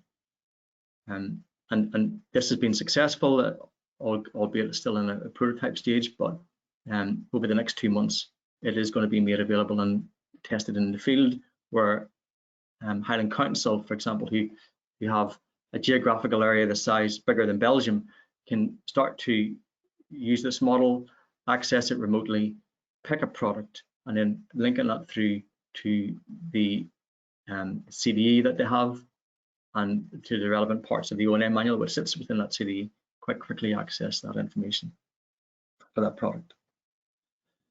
So just to conclude, the current and future work for this group is to, we're currently working with a consultant at the moment to develop baseline sets of asset information requirements for a group of those for typical school MEP systems. And we have been able to, we've been able to capture the experience and knowledge of those within the group in terms of what would be the most prevalent and specific systems to focus on, but also we have taken, using COBE data, we've extracted over, I think it's about 12 schools, all the different systems and products that were modeled, and we've been able to then compile that and look at sort of what has sort of came to the top of the surface in systems and products that have been modeled and information provided on those previous schools. So that work continues. We will agree a standard approach with contractors for being able to link the system requirements to the work package deliverables, and also to agree with the group a standard way of asset naming, space naming, and different options for being able to link that to site tagging. Once complete this phase 1 at the end of March this year, we will embed these works and these baseline requirements into the standard information management plan for deployment on the schools program, and hopefully take this work further into a phase 2. So that's it for me. I hope that's been useful. Happy to accept any questions. Thank you, Ryan. A hugely informative presentation, and our subject area is all about information, and that was truly informative. I've had a number of very generic questions coming through seeking your further advice, some reference implementation, some reference security. I'm not going to pose those to you in the very first instance because I think those answers are probably out there in terms of the Scottish Futures Trust, in terms of your generic data. I am going to pose the question that's been raised by our keynote speaker from Kath, and we've already referenced Kath's background in FM, and her question is, how will the FM supply chain access this data? And there's an obvious reference to CAFAM, but your response, please. Yeah, good question. I mean, the work that we're doing is very much focused on local authorities and other public sectors. I think the problem at the moment is that most clients don't own the information, and in order for them to be able to make those decisions about and how that building their assets can evolve and be operated more efficiently, they need to be at the table and have ownership of that information or have sight of that information. So although as part of the standard information management plan is a requirement for each client to have a record of all that information, and I guess to answer Kath's point is that it would be envisaged that different systems, whether they're asset management systems or CAFMs and so forth, would be dynamically linked to that. So that essentially that information which sits with the client is centrally owned and managed. Okay. Question? While you're still perusing, I've got a further question, and then we're going to pass on to the next presentation. This is all about information, and I make the perception that the substantive number of the audience listening in to ourselves today are a relatively informed audience. And as part of my introduction to yourself, I referenced the fact that you've been party to the provision of the ISO 19650 Part 3 guidance documentation.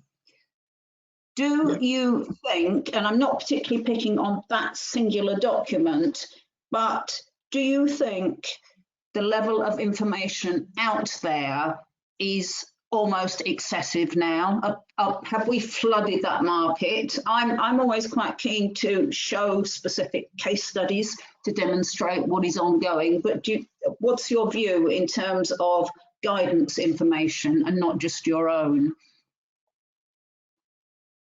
Are you referring to, sorry, just could you explain a bit more detail? Are you referring to the information? If you are the lay person, the lay client, someone's trying to persuade you to go on that BIM journey, do you think the level of information, whether it's from UK BIM Alliance or whether it's from another source, is at the right level to inform, if you like, the uninformed? Because the uninformed, put quite simply, could not take on board the information you presented today. They need to be brought into the process.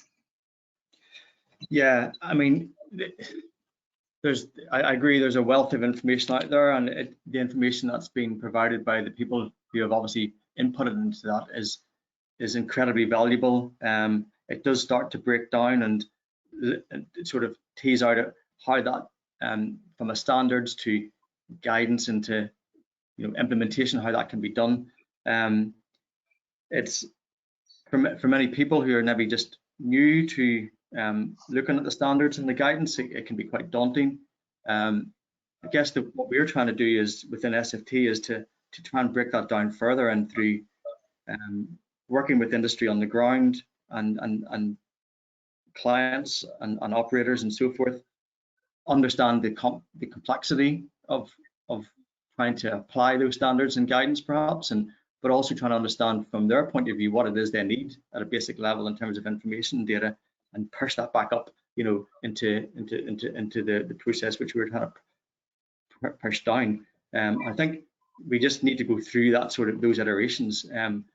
If we're all on board and working collaboratively and being open about that, then there's a better chance that we can refine what we're doing, and the guidance by default can be probably more specific, or over time become more maybe more simple to digest to different people.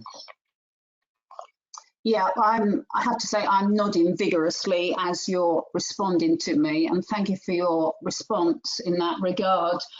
Just to mention to the wider audience that the community's leadership team have a very specific initiative ongoing at the moment, which is back to basics, to revisit some of the fundamentals of information modelling. So I'm going to thank Ryan again, and we're now going to move on to our next presentation. And thank you, Ryan, for providing the link, because within Ryan's presentation, he adeptly managed to mention the golden thread, and the golden thread is critical to Vicky's presentation. I've introduced Vicky Reynolds previously, and Vicky is a senior member of i3PT, and i3PT have very recently partnered with my professional body, the CIOB, to further research particular to the golden thread of information. Research findings have been published and are out there. I'm sure Vicky will tell you there's a pre-seed version, and then there's a version with all of the comments that were availed. So I'm going to pass to Vicky, who's going to provide us with a resume of some of the key findings. So thank you, Vicky. Thank you so much. I'm going to assume that everybody can see my slides and hear my voice, unless otherwise stopped. But great, thank you. Yeah, as introduced, my name is Vicky Reynolds. I am the CTO for i3PT. We do many things. We deliver quality management and an independent inspection and verification service for construction projects. We also have an end-to-end project delivery platform for the built environment. But this is about the work that we did with the CIOB, who I'm part of the digital special interest group for, into the golden thread of information. So understanding the capability and capacity of the UK built environment to deliver and retain digital information. So it's great that we've had the case studies so far today. They were excellent and actually really resonate with some of the things that I'm going to present today. So that was really great to see. But basically, the survey that we produced and distributed was done so last year, at the beginning of the year, and we asked our respondents to respond to questions in 5 sections. We asked them about themselves, we asked them their personal view of the golden thread and their capability, we asked from the viewpoint of their organisation, and then we asked them to comment on their understanding of the industry as well. We also asked for good practice in case studies. We didn't receive a huge amount there, but understandably that's because the golden thread itself is still in a stage of definement, so we weren't expecting a huge amount there. But basically, we had some great input from many different organisations with the survey. The Institute of Workplace and Facilities Management helped us to distribute the survey to a number of their members. Women in BIM were really great. KPMG helped us with the analysis of the data. IET and UK BIM Alliance were supportive with things like presenting our research, and the NSCC were very supportive from the beginning and provided some really in-depth responses to some of our questions, which was great. So we had 157 responses, and that might not seem like a lot when you think about how vast the built environment is, but actually when you compare against other surveys of about the same size, it's a very strong response rate. And especially when you bear in mind that the typical time taken to respond was about 20 minutes. So we weren't just getting people hammering through the questions quickly, they were putting in a lot of time and effort into not only selecting a response, but then adding some qualitative information. So we had a comment section for almost every question, and people were really taking the time to fill that in and explain why they had chosen the response that they had for that question. And that provided some really interesting insight, actually. And we had responses from every region of the UK, so that was fantastic. Now, as was pointed out earlier, there's an objective summary of the findings available at goldenthread.co.uk. This is a short summary report with absolutely no opinion or interpretation involved from either i3PT or the CIOB. We wanted to display the data essentially with the story that it told, without us changing that or modifying it to include our opinion. And the summary report is under 4 sections. There's understanding, responsibility, capability, and blockers, which I'll go through in a little bit more detail in a second. And there is also a full document of survey responses at the website as well. So you can see every question that was asked, in the order that they were asked, the responses that we got from everybody, and the only thing that we've edited there is we've taken out anything that was quite obviously a pitch for a service, and we've taken out any personal details. So I think it's really important to start here. When asked, do you believe that a digital golden thread of information will enable better decision making and create a clearer chain of accountability across the built environment? 85% of respondents said yes. And even with that 12% that were unsure, the majority of them went on in the comments to explain that it wasn't that they were unsure about the concept of a golden thread of information, they were more unsure about the industry's ability to deliver that, which I'll go into a little bit more in a second. So interestingly, most respondents were very confident in their own understanding of the golden thread. However, less than half believed that the appropriate people in their organisation shared that same level of understanding. And also, when asked, do you think that your organisation will need to hire new staff or seek help from a consultancy to understand and deliver the recommendations, the majority said no, which shows that people understand that there might not be the capability within the companies they're working in at the moment, but equally they don't think they're going to have to outsource that. They want to upskill and they want to train people within their organisations. And almost 80% of people felt that right now they didn't know where they could go for clear support, advice and resources relating to the golden thread, which is very interesting. And as with all of the responses to this survey, has been fed back to MHCLG and the Building Regulations Advisory Committee that are developing the golden thread definition and the requirements beneath it as well. So you might think that it doesn't necessarily relate to the work that you do or the projects that you have, because Building a Safer Future was written specifically to respond to safety concerns in high-risk residential buildings. However, when asked if people believed that the golden thread is relevant to other sectors, the majority said yes. And it was agreed, it was a common agreement that it should cover a wider scope of buildings, specifically care homes, schools, hospitals, student housing and hotel. And a lot of people called out in the comments that it should be anywhere that human beings spend a significant amount of time, because at the end of the day, a fire doesn't really care if you're 6 stories up or not. So that was interesting. I believe from conversations that I've had since then with wider industry and with MHCLG, that the scope there is probably going to be extended, whether it's in the next few months or whether it's in the next couple of years. It's something that we need to be aware of as an industry. Changes are coming, probably regardless of the part of the industry that you work in. Now, one thing that was really interesting was that there is no clear consensus over who owns project data at the design and the construction stages of a project. And our respondent groups seemed far more comfortable assigning ownership responsibilities to other people than they did saying, yes, at this stage, this is my responsibility. And interestingly, there was more consensus that at operations stage, the client should own the data, but it was by no means a full house of responses in that way.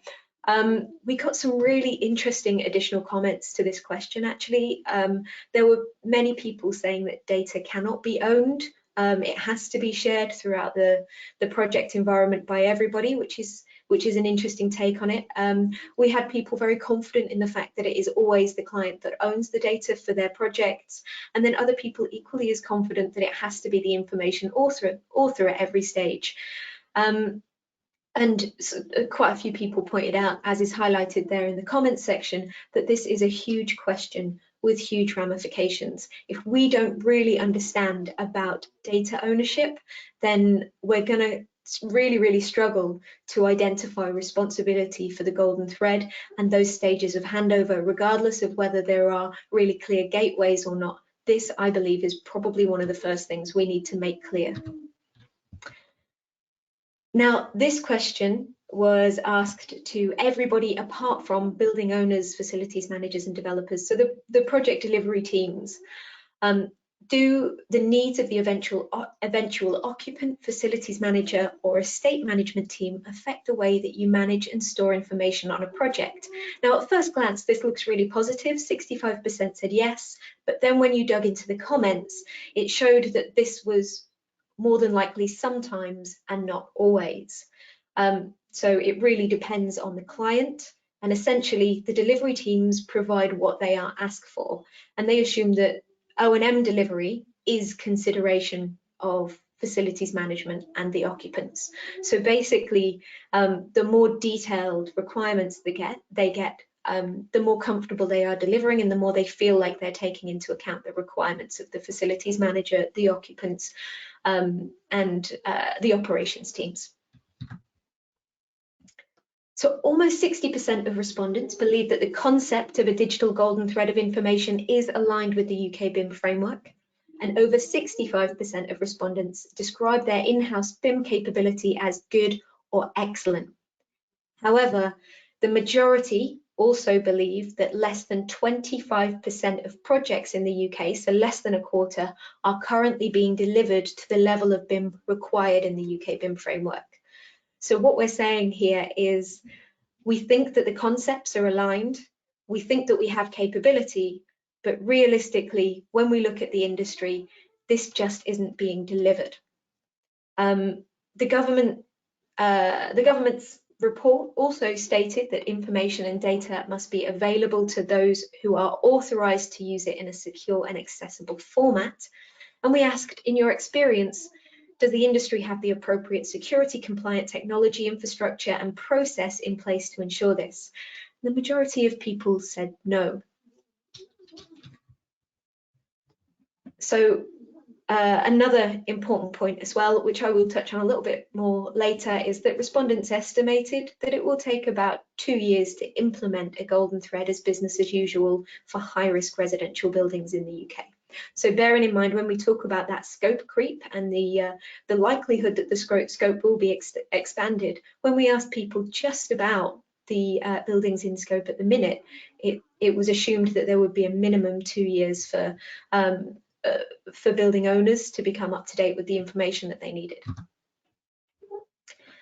And so the following 2 questions were asked to clients, asset owners and facilities managers only.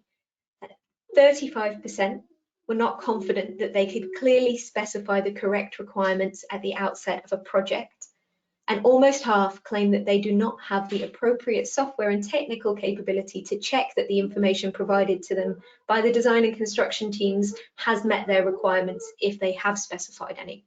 So I think these are really interesting stats and sort of are in line with the presentations that we've seen already today.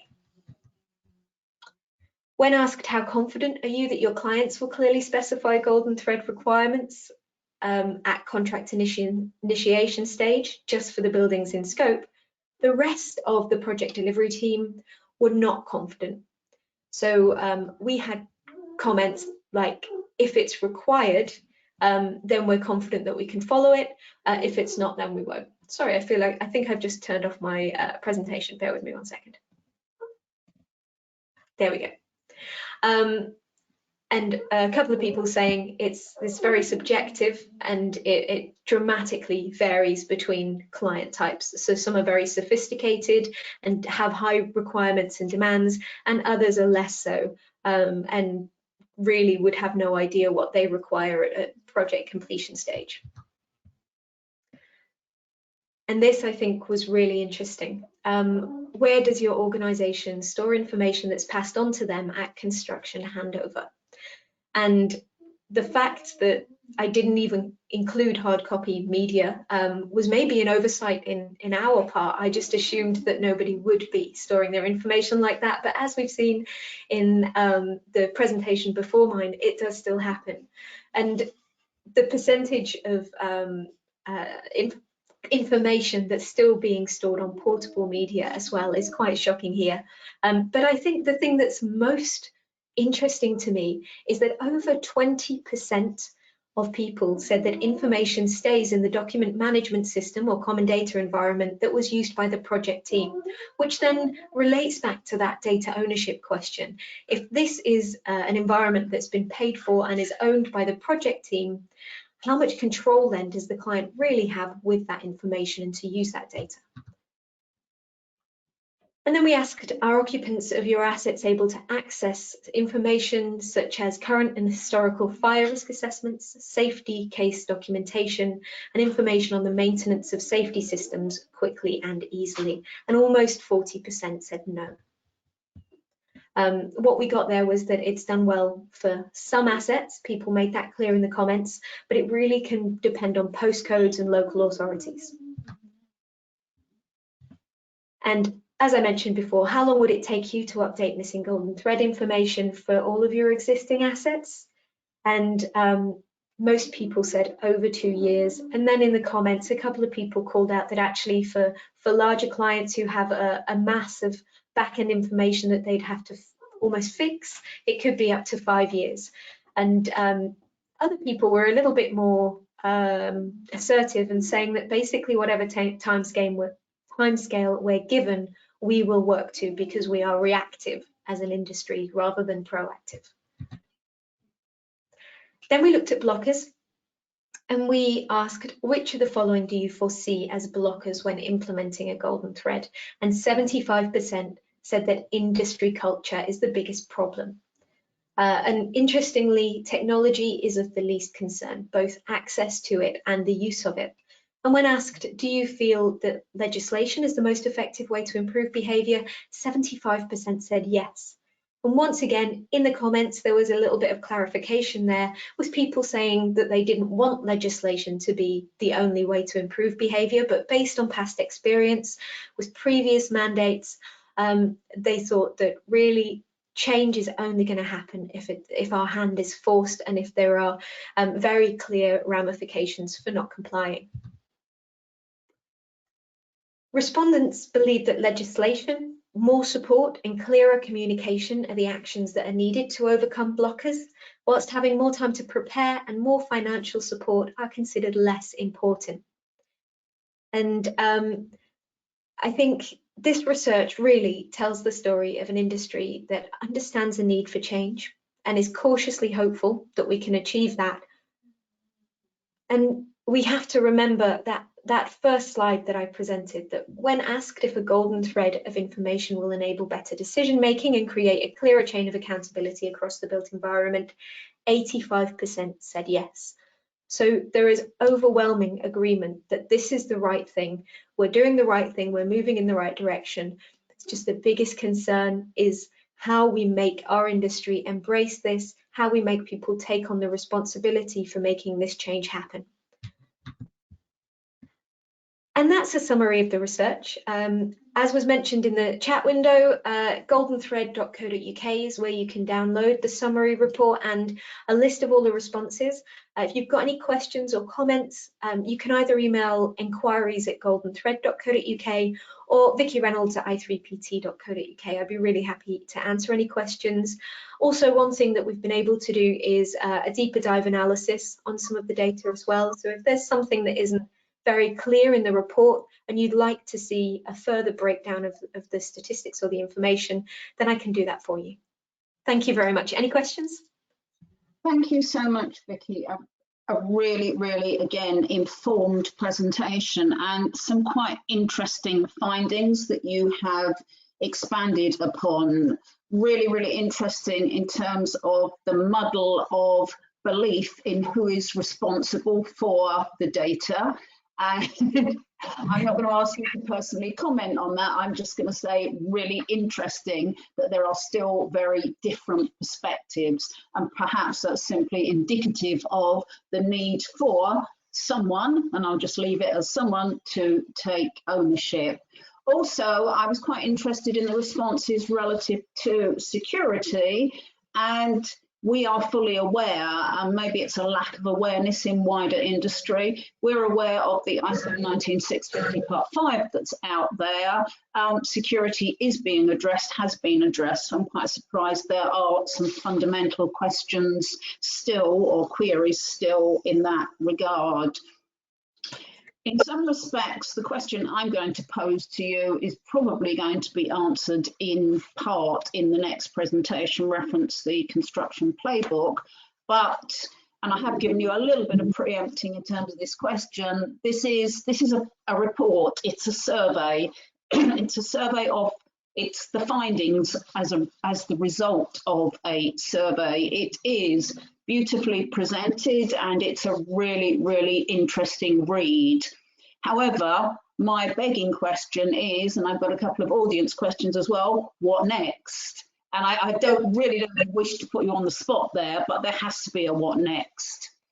Absolutely, 100%. And that was really, the what next was always the motivator for this survey. So it came from me talking to a couple of people at CIOB and there being an agreement that we didn't know where to start when it came to making this happen, and that we'd seen struggles with the pushing out of new requirements previously, but maybe we hadn't fully identified exactly why that wasn't always as fluid and easy as it should have been.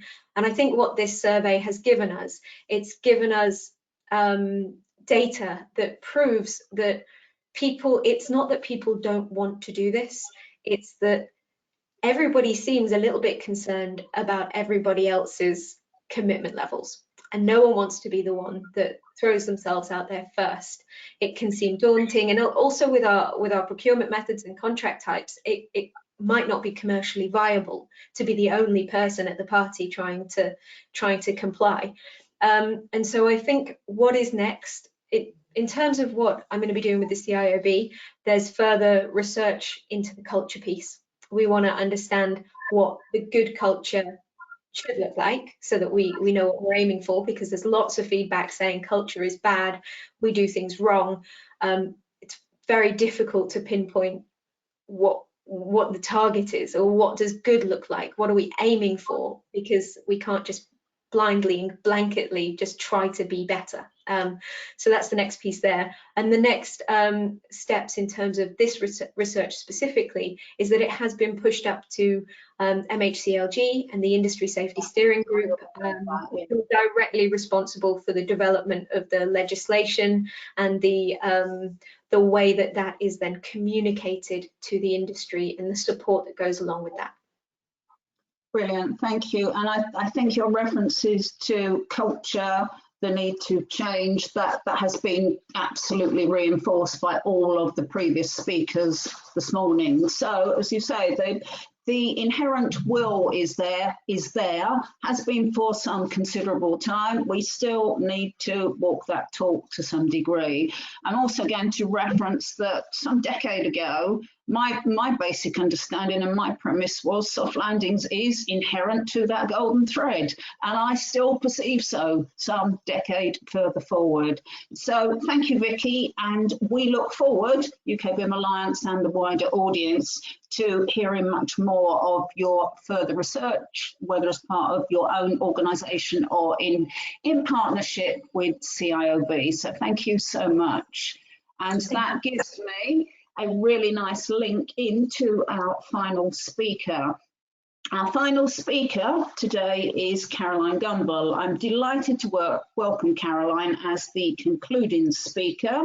She is the CEO of the CIOB, so my very overt link there. She's a member of the Construction Leadership Council, and if you have not read, and I'm talking to the wider audience now, if you have not personally read the Construction Playbook, Caroline has done your homework for you, because again, I've seen this presentation in advance and it is a really good overview in terms of the key points. There's a focus on our topics today of operations and asset management, but Caroline is going to give you another hugely informative presentation. So thank you, Caroline.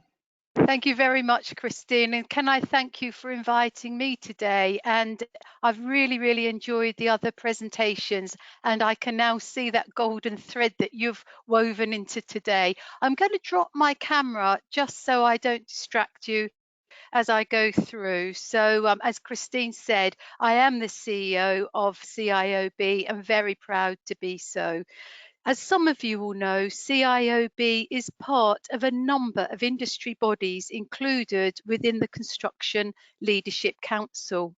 Working with the Construction Leadership Council and an impressive number of other organisations, including the UK BIM Alliance, the government developed the Construction Playbook, which was published just a few weeks ago in early December.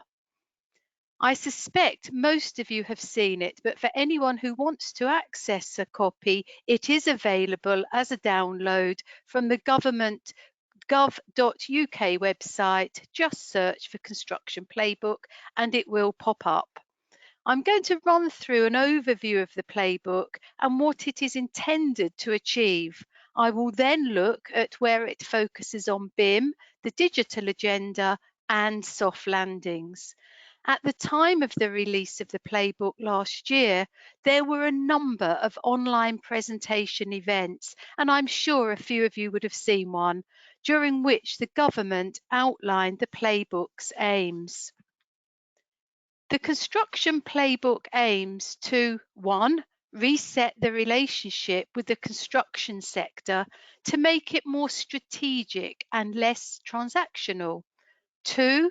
Increase the speed of end-to-end project and programme delivery, and is part of the government's Project Speed, the initiative announced last year to invest in infrastructure and work with the construction industry to help the drive to net zero and create jobs. 3. Embed delivering best value at the heart of government procurement of construction. 4.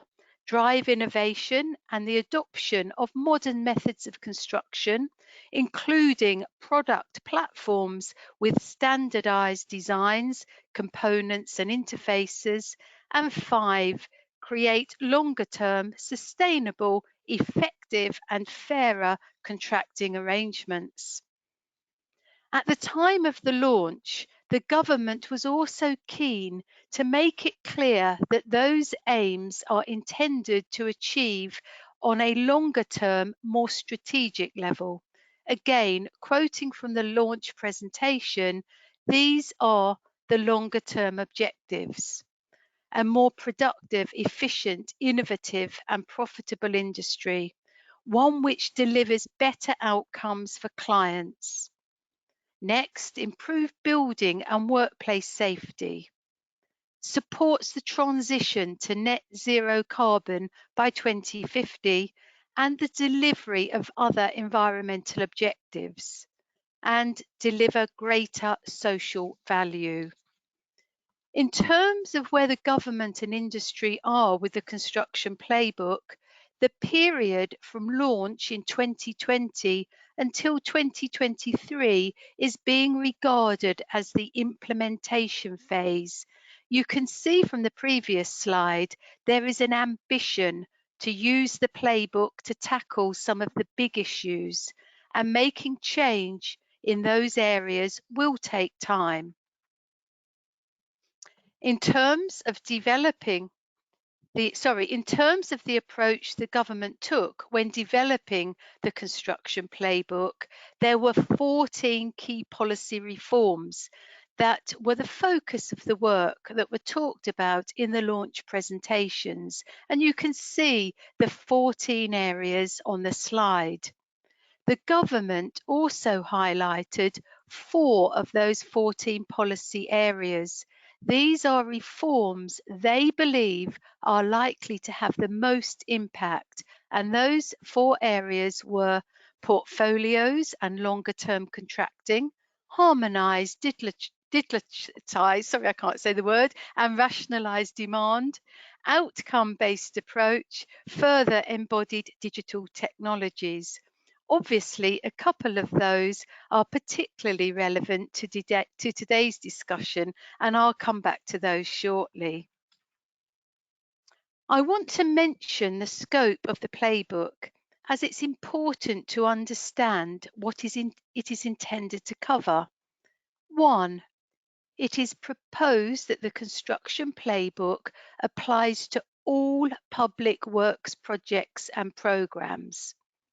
This includes building, civil engineering, construction and equipment projects. 2.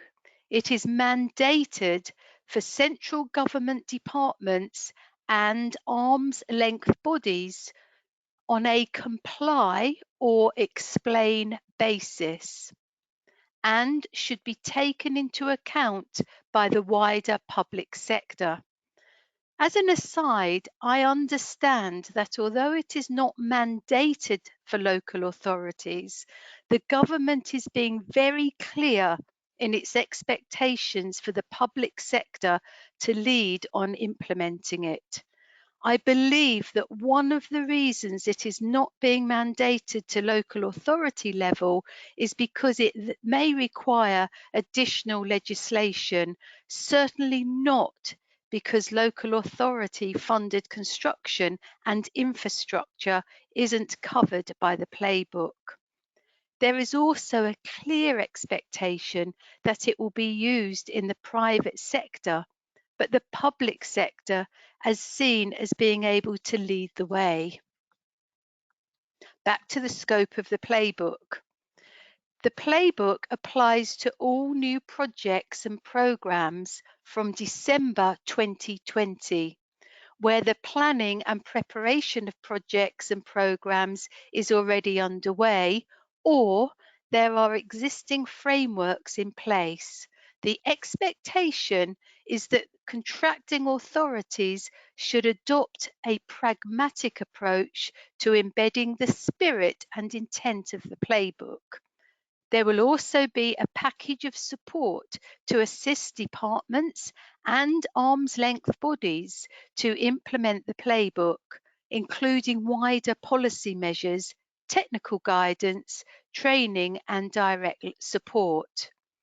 Working with Construction Leadership Council on a plan for supporting implementation in the private sector. So at this point, I just want to give you a quick example of an arm's length body. These are bodies sponsored by or linked to a central government department, but run independently. So for example, ACAS, the Advisory, Conciliation and Arbitration Service, and the Committee on Climate Change are both non-department public bodies linked to the Department for Business, Energy and Industrial Strategy. One last section to the overview is to share what the government suggested to the sector on ways to start implementing it.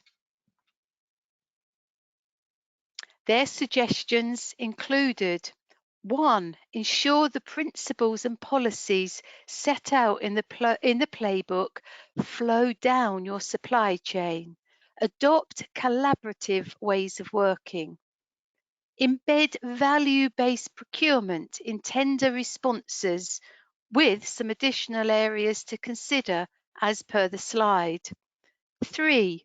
Submit tender responses that include realistic costs and fair margins of profit. Number 4, adopt digital automated processes and embed prompt payment practices. 5, adopt quality planning processes. And 6, meet the standards set out by the UK BIM framework. 7, use the certainty provided by longer-term contracts and pipelines to invest in skills, people, and innovation. And 8, respond to requests for ongoing financial monitoring and engage collaboratively on potential opportunities and issues. Now, in looking at all of these suggestions to start getting the intent of the playbook embedded across the industry, it is critical that the UK BIM framework and adopting a digital approach are specified. I've heard the playbook described as a document articulating the desire to drive modernisation in the industry. And for those already using and advocating for the wider use of BIM, it could be argued that the Construction Playbook reinforces the BIM, soft landings and digital requirements for public sector clients and contractors. Early on in the introduction text, the playbook states, although I am paraphrasing somewhat, we need to drive industry reform through our buying actions, and this playbook sets out what we will expect and will contract for from industry, including continuous improvement, greater sharing of better data, investment in training the future workforce through upskilling and apprenticeships, and adoption of the UK BIM framework. There is also an explanation of one of the 14 key policy areas as listed on one of the previous slides.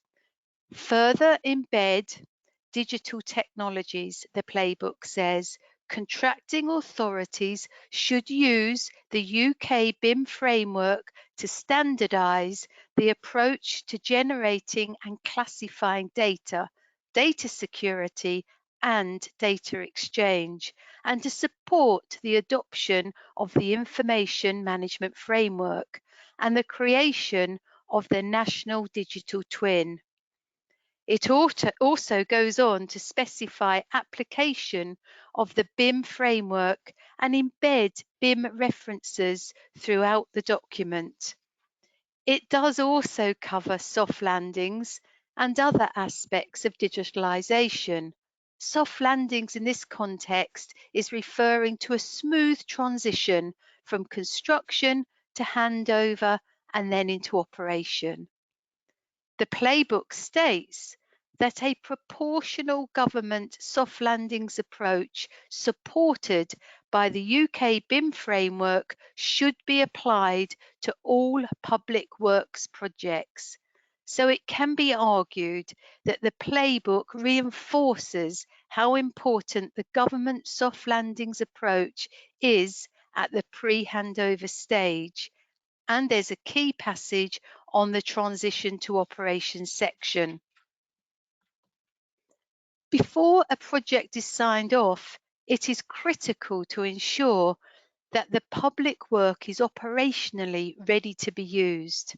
The playbook goes on to say that where appropriate, contracts should be written to include obligations on the supplier to supply data and information back to the contracting authority at the end of the contract.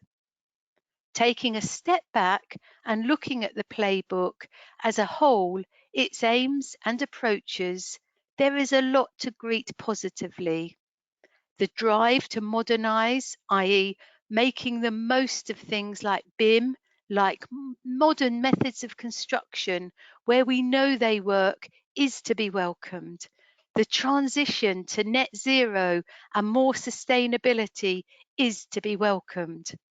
The push to collaborate more and engage supply chains is heartening to see.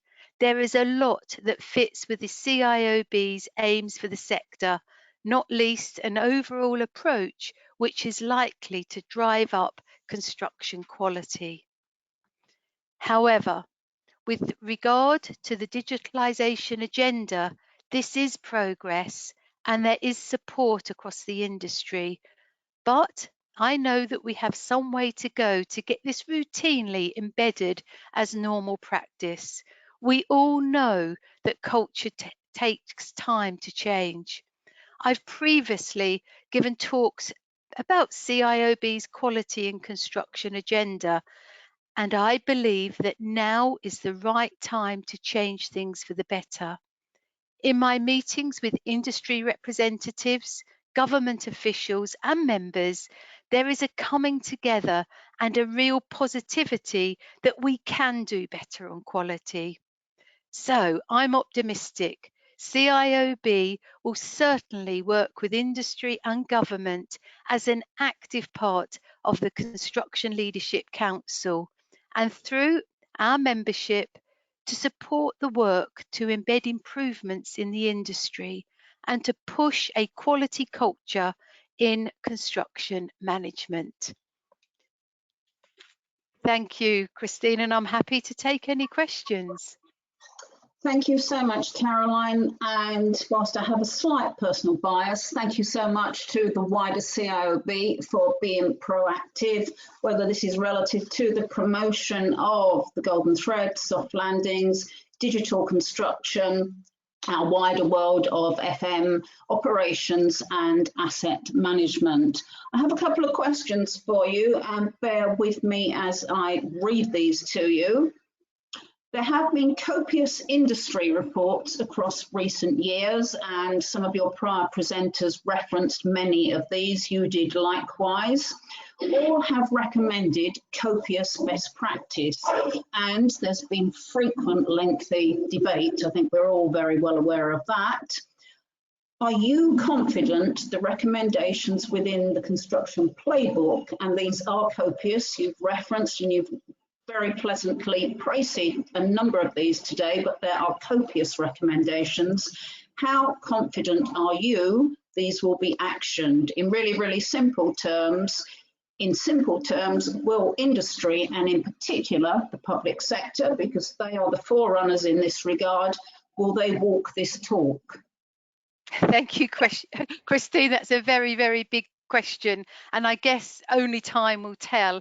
But do you know, if you'd have asked me this a year ago, if this would have been possible a year ago, I would not have felt confident. I think our relationship as an industry to government saw our sector, our industry, as very dispersed. We weren't joined up, we weren't all talking from the same page. And one of the benefits, I think, of COVID and bringing us together under that Construction Leadership Council umbrella has been very, very powerful. And this program, this playbook is seen as the biggest joint work coming together between government and industry for at least 20 years. So yes, I do feel very positive. And actually, I don't always carry the playbook around with me, but I just happen to have it here today.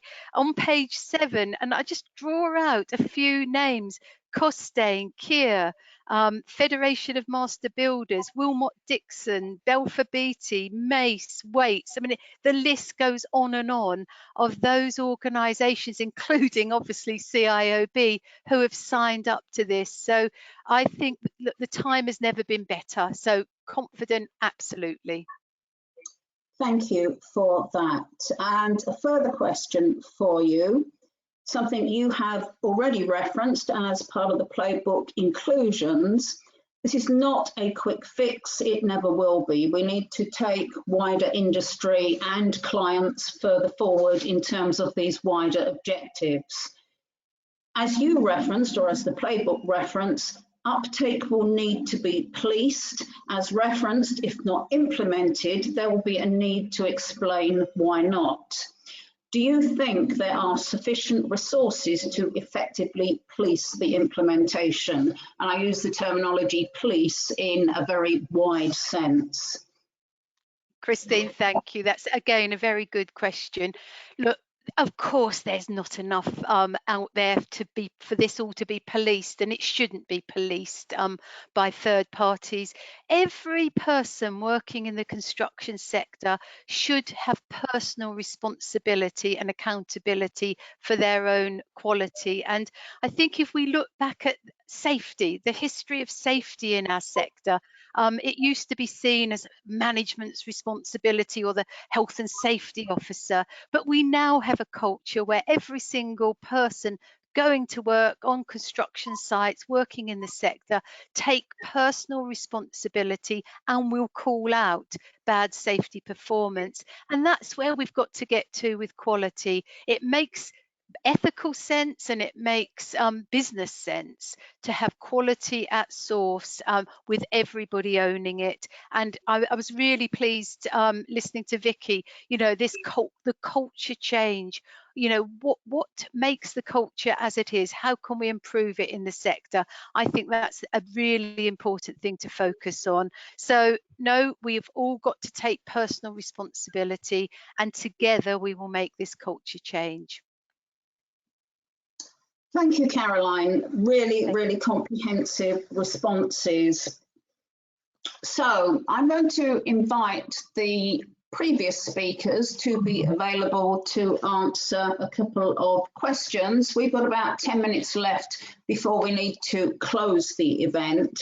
And I've had a generic question posed by several of today's attendees, that all of the presentations today have been public sector focused. So what of the commercial sector and what of SMEs?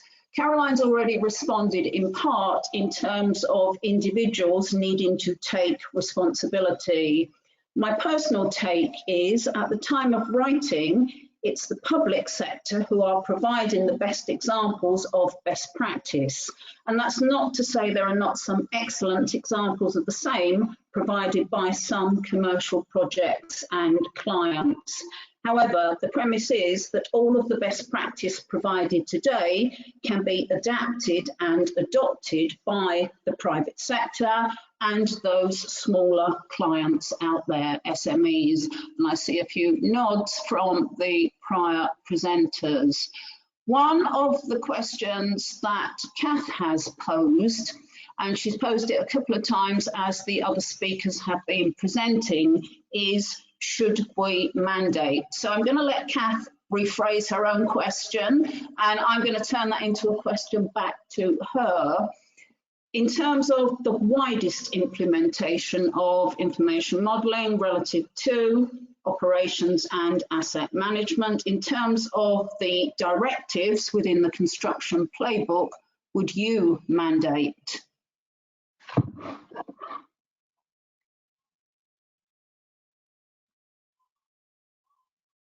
And you need to unmute. I've only been doing this for a year, so I'm sorry. Yeah, look, I think government, if it really wants this to happen, must mandate. We did have, if we remember, when I left in 2016, this topic, we had the BIM level 2 mandate.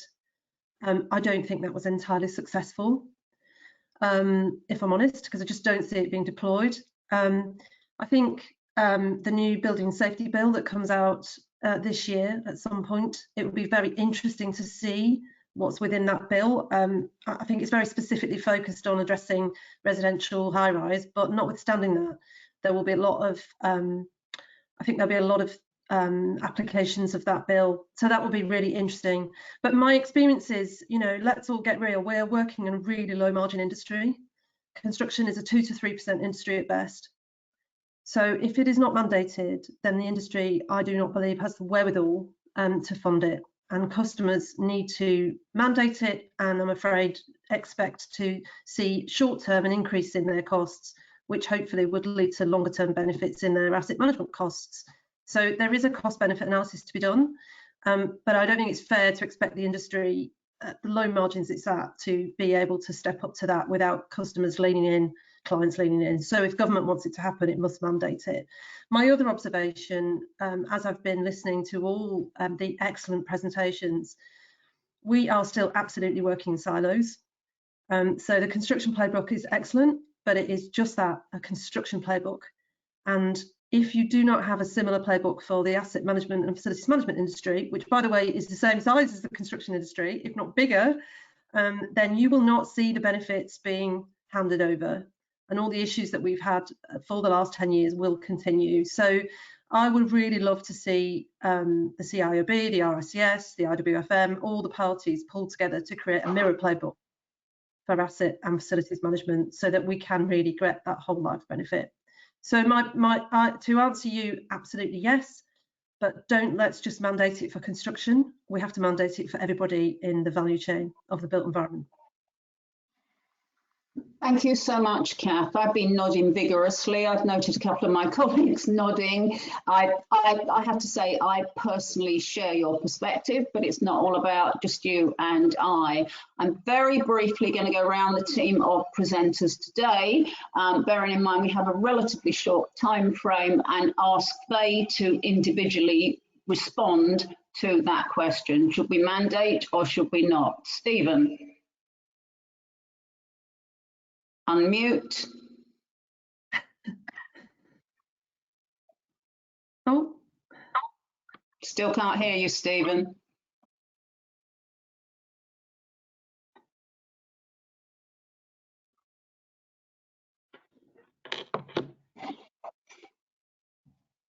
Can you hear me now? Yes, absolutely. Floor is yours.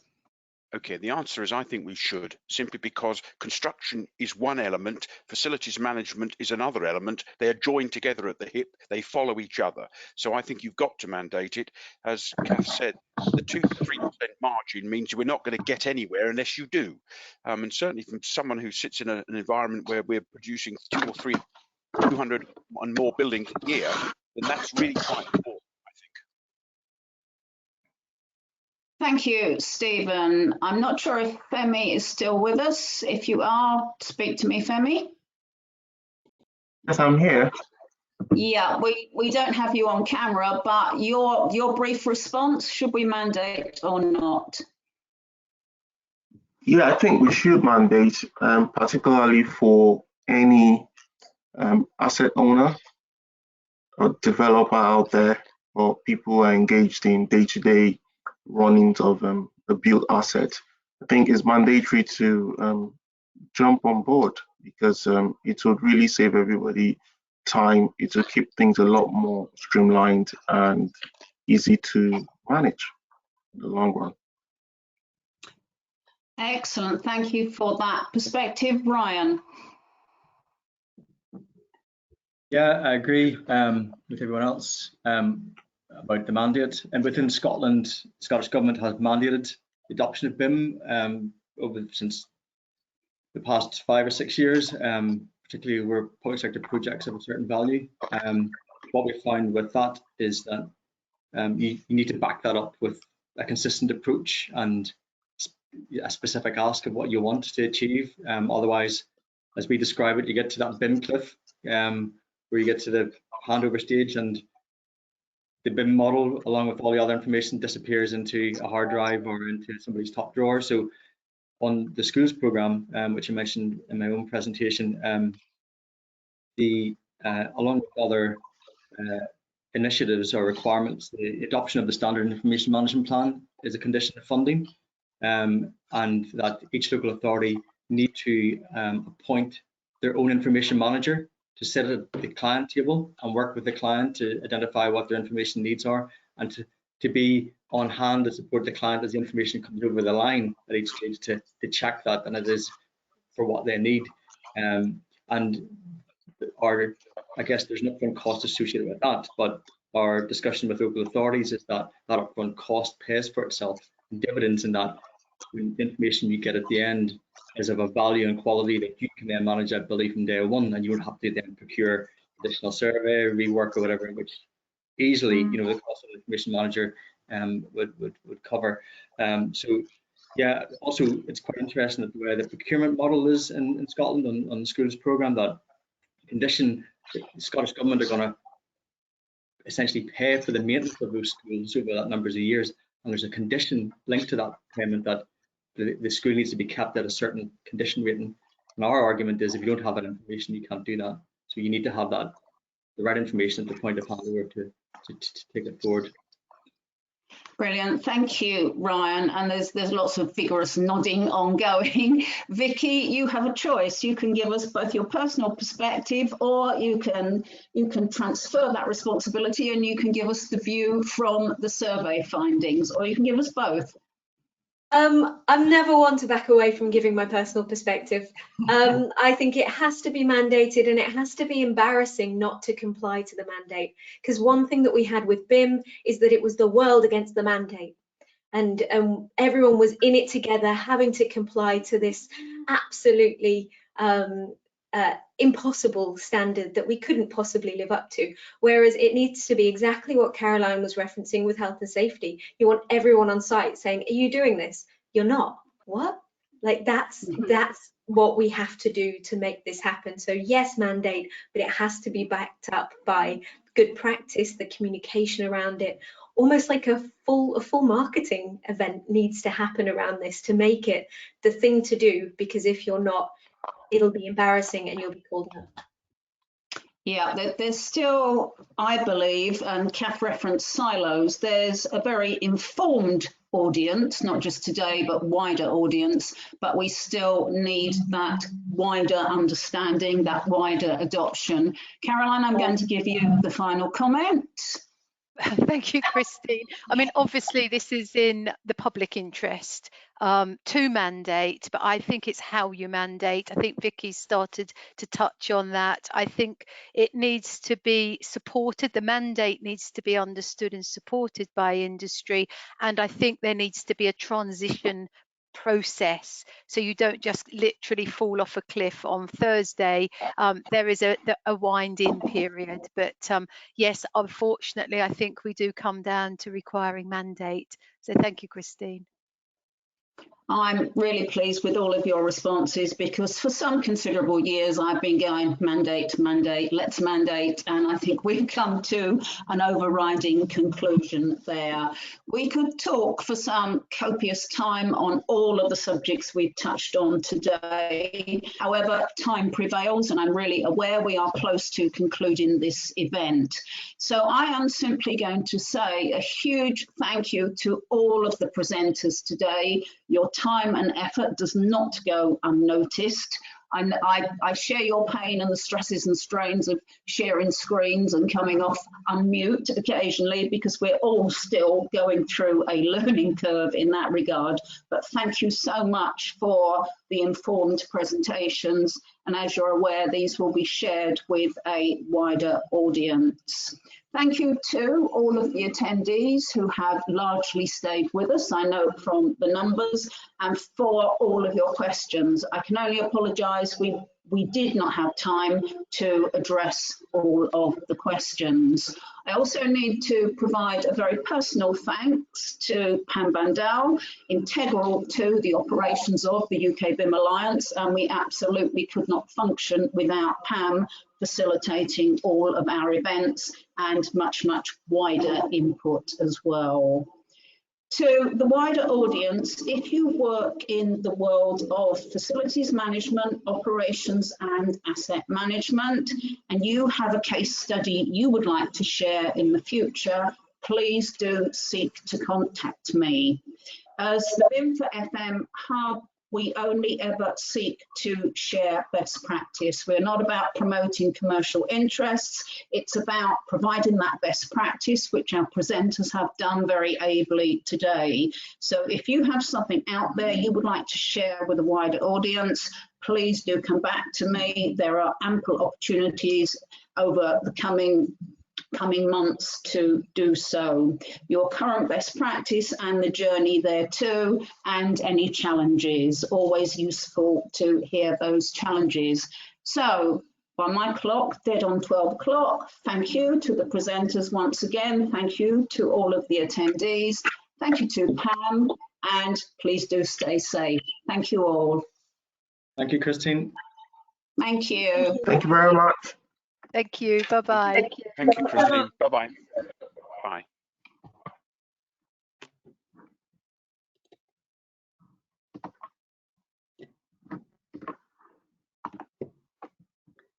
Don't need to stay on then, Christine? You don't, unless you want to chatter, which I'm sure we could for hours, but no, that was really, really useful. Thank you. Good. I thought it was excellent, by the way, really excellent. So well done to everybody. Yeah, It's still yeah, and thank you for taking the time. Yeah. My pleasure. I really hope we can make a breakthrough this year. Yeah, absolutely. I think we will, hopefully. The silo stuff is still driving me nuts, really driving me nuts. I think that exists over and above the perspective of information modelling. It's been out there for a long time, and I remember several decades ago talking about partnering relative to Latham, and we're still talking about it. I remember being very early in my career, and somebody gave me the Egan report and said, read that and summarise that for us, please. I remember it as clear as day, and yet here we are. But anyway, on Ivar, some good case studies. Very impressed with pictures especially. So there is a lot of hope today, very hopeful. Yeah, and we'll continue to spread that message. Yeah. Okay, all the best. Take care. Thank you. Cheers. Bye. Thank you.